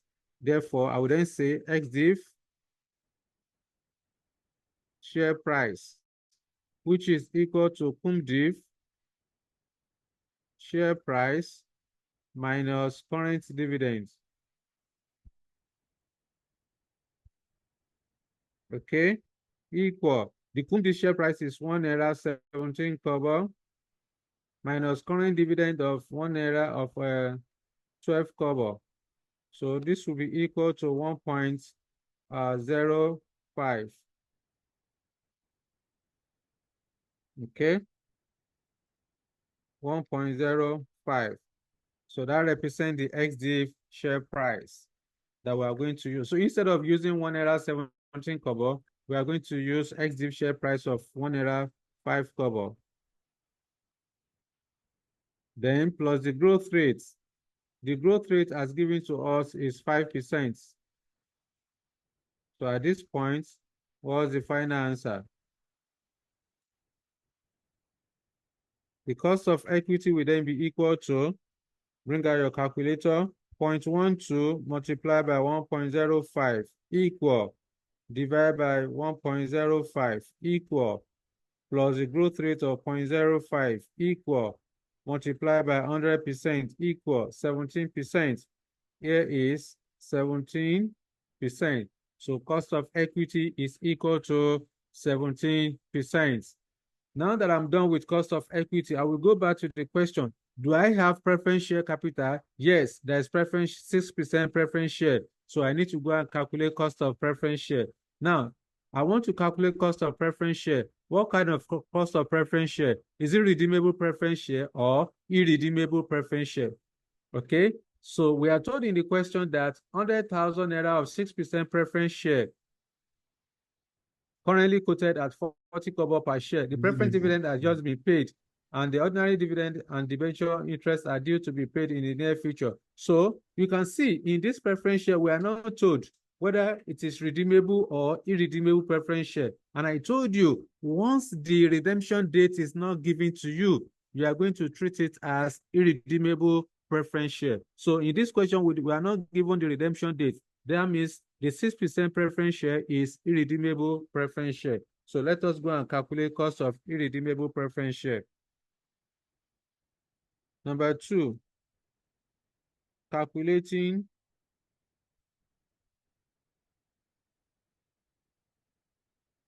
cost of irredeemable preference share. KP. Okay. KP is calculated as fixed dividend, the ratio of fixed dividend to ex-div share price. Remember, preference share does not have growth. Ex-div share price multiplied by 100 over 1. So KP will then be equal to, the fixed dividend is 6%. So the dividend that the preference shareholder will receive from this company is 6%. So 6% of 1 naira is 0.06. So I can say 0.06, or I can just say 6. 0.06 divided by, what's the ex-div share price for the preference share? 40 kobo. 40 kobo per share. Okay? 40 kobo is the same thing as 0.40. Then multiply by 100 over 1. You can see we did not adjust for, it's already ex-div. That 40 kobo is already ex-div because the preference dividend has been paid.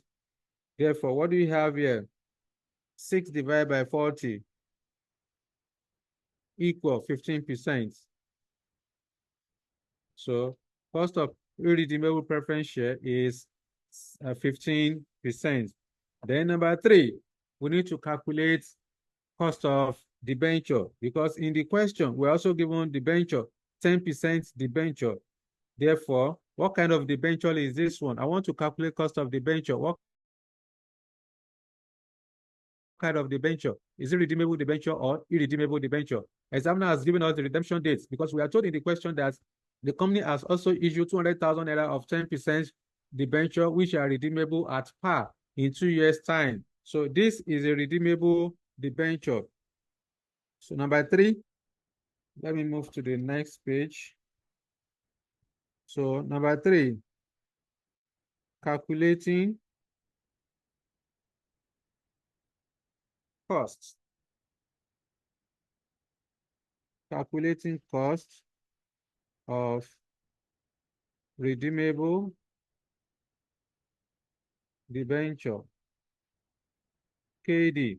Remember, when you want to calculate cost of redeemable debenture, what do? Simply go ahead and calculate internal rate of return. Thank you, IRR. Therefore, I will say assume 10% rate to column for year, description of items, cash flow, discount factor at, then present value. Okay. Now, I will go back to the question, what's the redemption date in 2 years' time?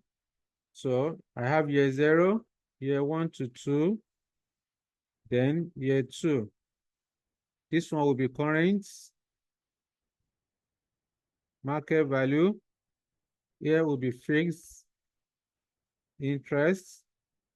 Then here will be redemption dates, redemption value rather. Okay. Therefore, I will go to the question, what's the current market value of the debenture? We are told that current market value of 105.3%. Forget about the percentage, it's 105.3 naira. So before I put down the 105.3, I need to confirm if debenture interest has been paid. According to the question, we are told that the debenture interests are due to be paid in the near future. So it means that 105.3% is cum int price. So I need to convert that cum int price to X int price. Okay. So I will then come here. I will go and do my working number 3. I want to calculate X int price. X interest price. Lots of space. Let me do it the same way I did for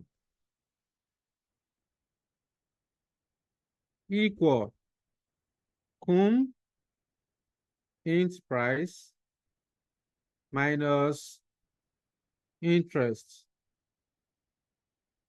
which is equal to 105.3 minus, what's the coupon rate for the debenture? 10% debenture. So the interest is 10%. So just come and put 10. So we are supposed to, the X int price will then be equal to 95.3 naira. That's it. You see the adjustment? So that's what you are supposed to do. So let's go back there. We are going to use 95.3 instead of 105.3. So here is 95.3 in brackets. Then the fixed interest, the coupon payment is 10 naira, at least 10% debenture. So I need to go to the question if I'm given tax rates. If I'm given tax rates, I cannot use the 10%. I need to calculate after tax cost of debt. So if that is the case, we are given tax rate of 40%. So I will then go and calculate my after tax, the post-tax interest. Working number 4. I want to calculate post-tax interest or after-tax interest, which is equal to interest multiplied by 1 minus tax rates, equal. The interest is 10, tax rate is 40%, so we are accounting for 60%. So here will be equal to 6 naira. So the coupon payment is 6 naira per unit of the debt of the debenture. So I will then come here. Here it will be 6. Then redemption value. I need to go back to the question. How am I going to redeem the debenture? Is it going to be redeemed at par, at premium, or at a discount? So examiner has told us that the debenture will be redeemed at par in 2 years' time. So at par means 100 naira. You see the way we are picking the numbers. Where there's need for adjustment, we'll go and do our working, we make the adjustment, then we come and post in the main page. So this is what is expected of you. Now that I have the relevant cash flows available, so we need to discount the numbers. So here we're assuming 10%. Let me rule the table. Okay.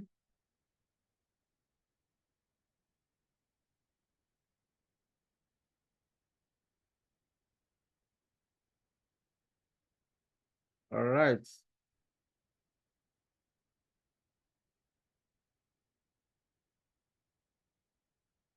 So NPV. All right then. So discount factor at year 0 is 1. 1 multiplied by 95.3, here will be 95.3 at 10%. Okay. Then we need to calculate annuity factor of year 1 to 2 at 10%. So 1.1 raised to power 10 raised to power minus 2 raised to power minus 2. Okay, equal minus 1 equal divided by 0.1 equal. That's 1.736. 1.736. Okay. Then discount factor at 10% for year 2 will give us 0.826. So bring out your calculator. 6 multiplied by 1.736 equal. That's 10.42. 10.42. Or just say 10.4. Here is 10.4. Okay.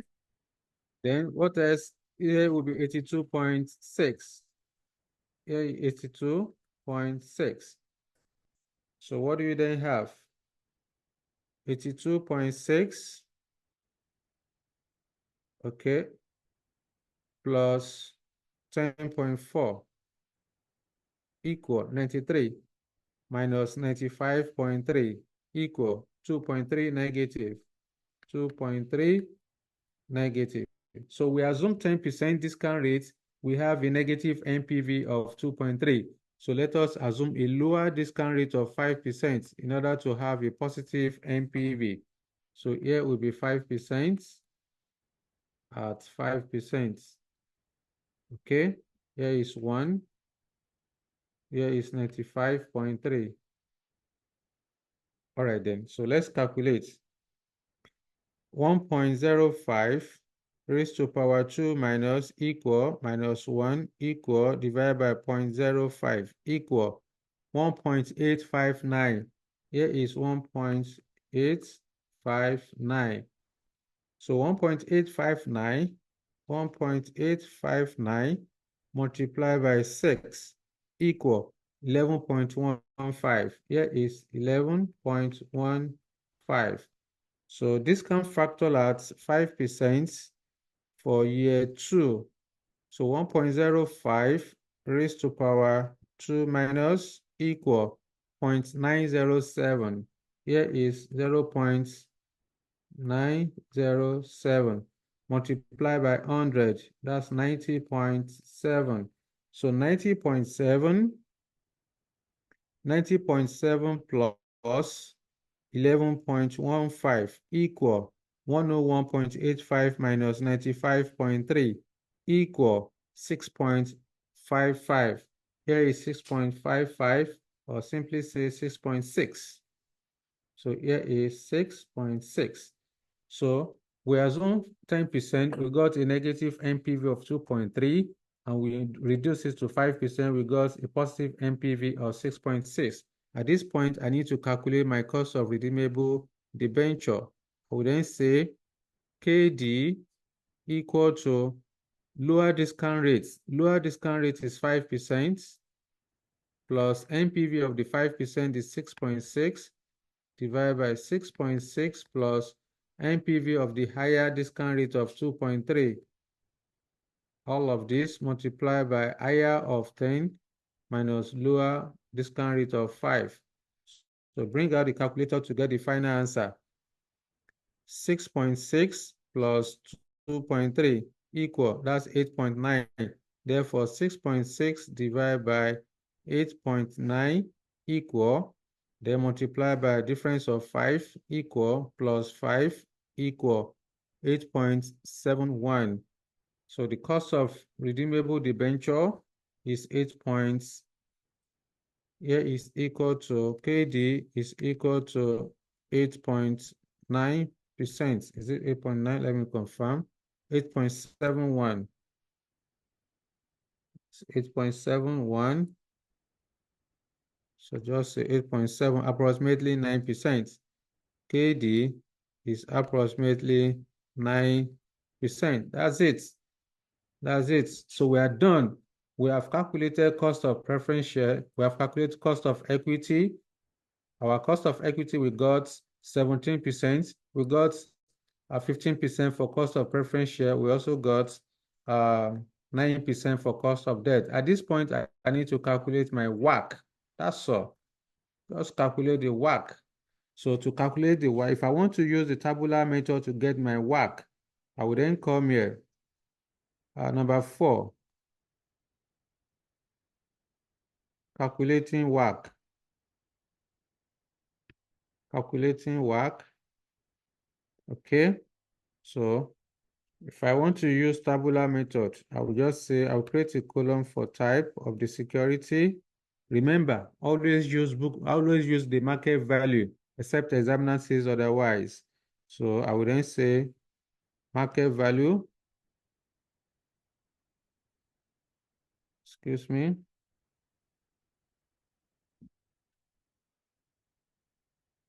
Okay. So here is market value. Then I will have column for proportion. Then hash total.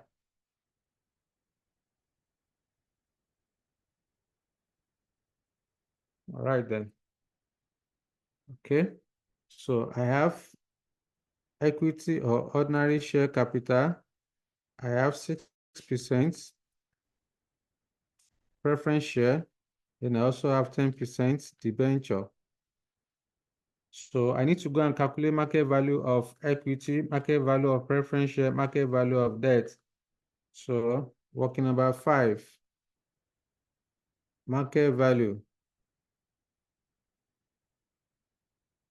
So market value of equity in the question, because I have number of shares, therefore market value of equity will be number of shares multiplied by XDIV share price. Number of shares is 500,000. XDIV share price is 1 naira 5 kobo, as we got in working number 2. Yep. XDIV share price is 1 naira 5 kobo. So what do you have here?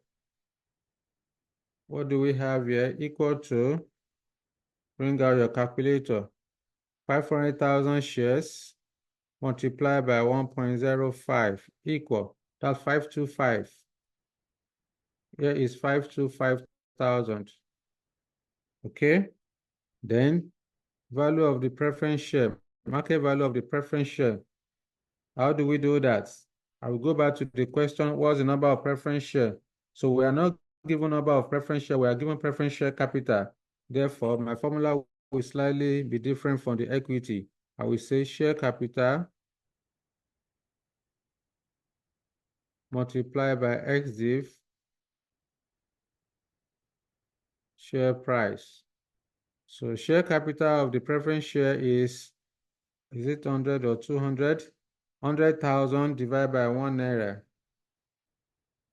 Share capital divided by nominal price divided by nominal price multiplied by XDIV share price. I need space. Okay, we still have space there. No. Yeah. So P equal to share capital is 100,000. The nominal value per share of the preference share is 1 naira. XDIV share price is 40 kobo. Therefore, what do you have? That's 40,000 naira.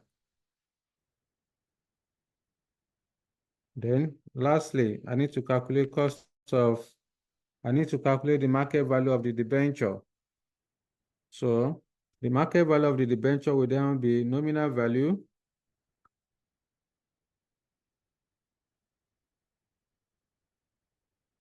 multiplied by X int price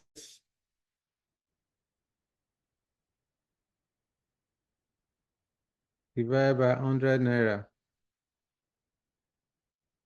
So the nominal value of the debenture is 200,000 naira.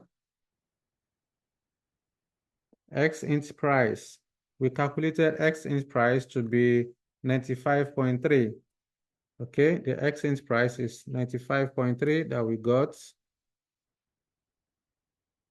Okay. 95 naira 30 kobo divided by 100 naira. Because debt is always quoted at 100 naira per unit. So what do you have here? 95.3 divided by 100 equal multiplied by 200,000 equal 190,600. 190,600. That's the total market value of the debenture. Therefore, the total market value is equal to value of equity plus value of preference share plus value of the debenture. Value of equity is 525,000. Value of preference share is 40,000. I think, yes, 40,000. The value of the debenture is 190,600. So when you add the three of them together, what's the total market value? Plus 565,000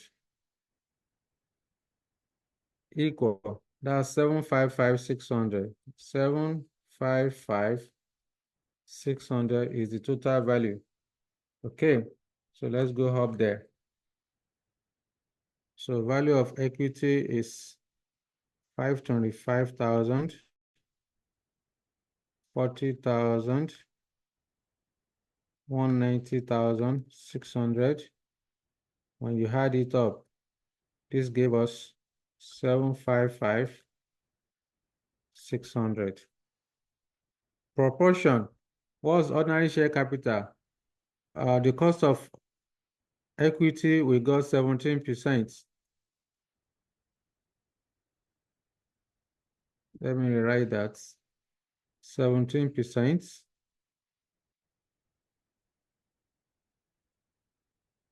Cost of preference share, we got 15%. Cost of debenture, we got 9%. So let's multiply. So 525,000 multiplied by 0.17 equal 89,250.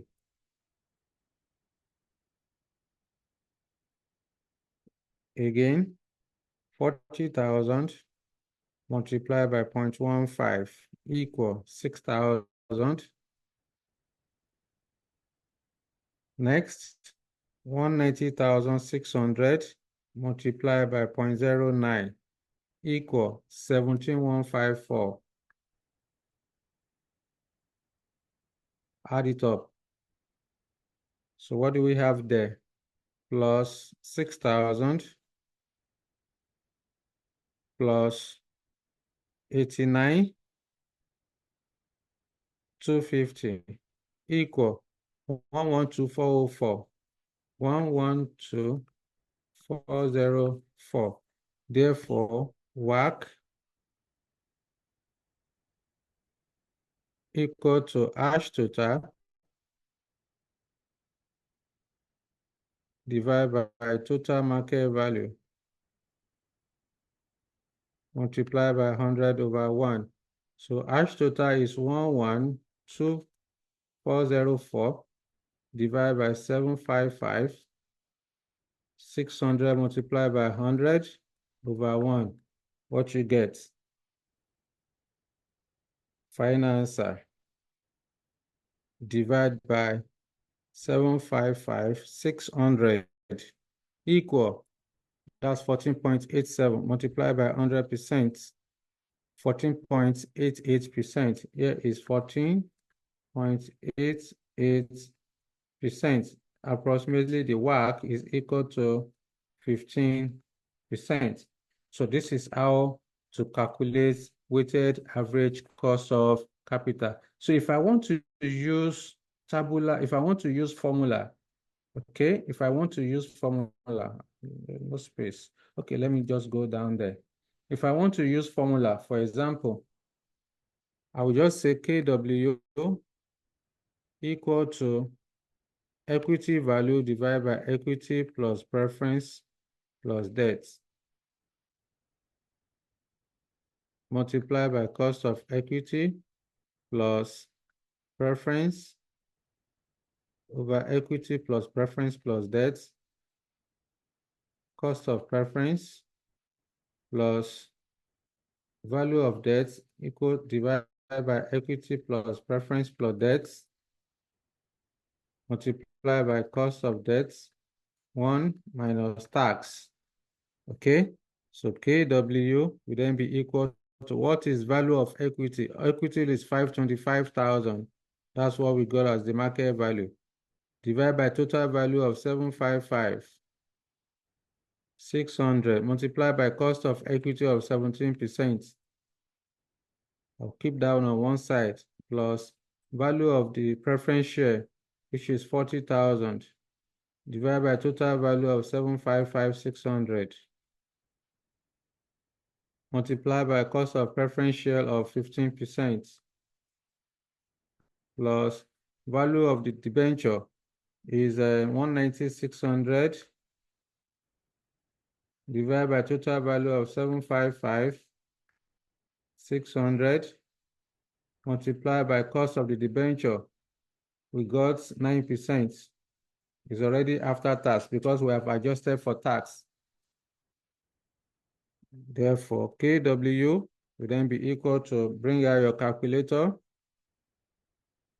So 525,000 divided by 755,600 equal, then multiply by 17 equal, that's 11.81. Here is 11.81% plus the preference share, 40,000 divided by 755,600 equal, multiply by 15 equal, that's 0.79. Here is 0.79% plus the last one, 190,600 divided by 755,600 equal, then multiply by 9 equal 2.27. Here is 2.27%. Add the three of them together. So we have 11.81 plus 0.79 plus 2.27 equal, that's 14.87, 14.87%. So approximately the WACC is equal to 15%. So if you go and check the value we have using the tabular method, you realize that it's the same thing. The value we got using the tabular method, you see, this is it, 15%. So whether you use tabular or use formula, you are going to get the same thing. So that's it. That's end of the question. Let me know if you have any question for me so that we can close the day. So at this point, I need to make a comment because the examiner says we should calculate appropriate cost of capital for Abakaliki PSC. I would then say the appropriate cost of capital for Abakaliki for its investment opportunity is 15%. That would be my comment. So the appropriate cost of capital, the appropriate cost of capital for Abakaliki PLC is 15%. That's it. No story. So that's end of the question. Let me stop sharing. Any question for me, please? Any question for me?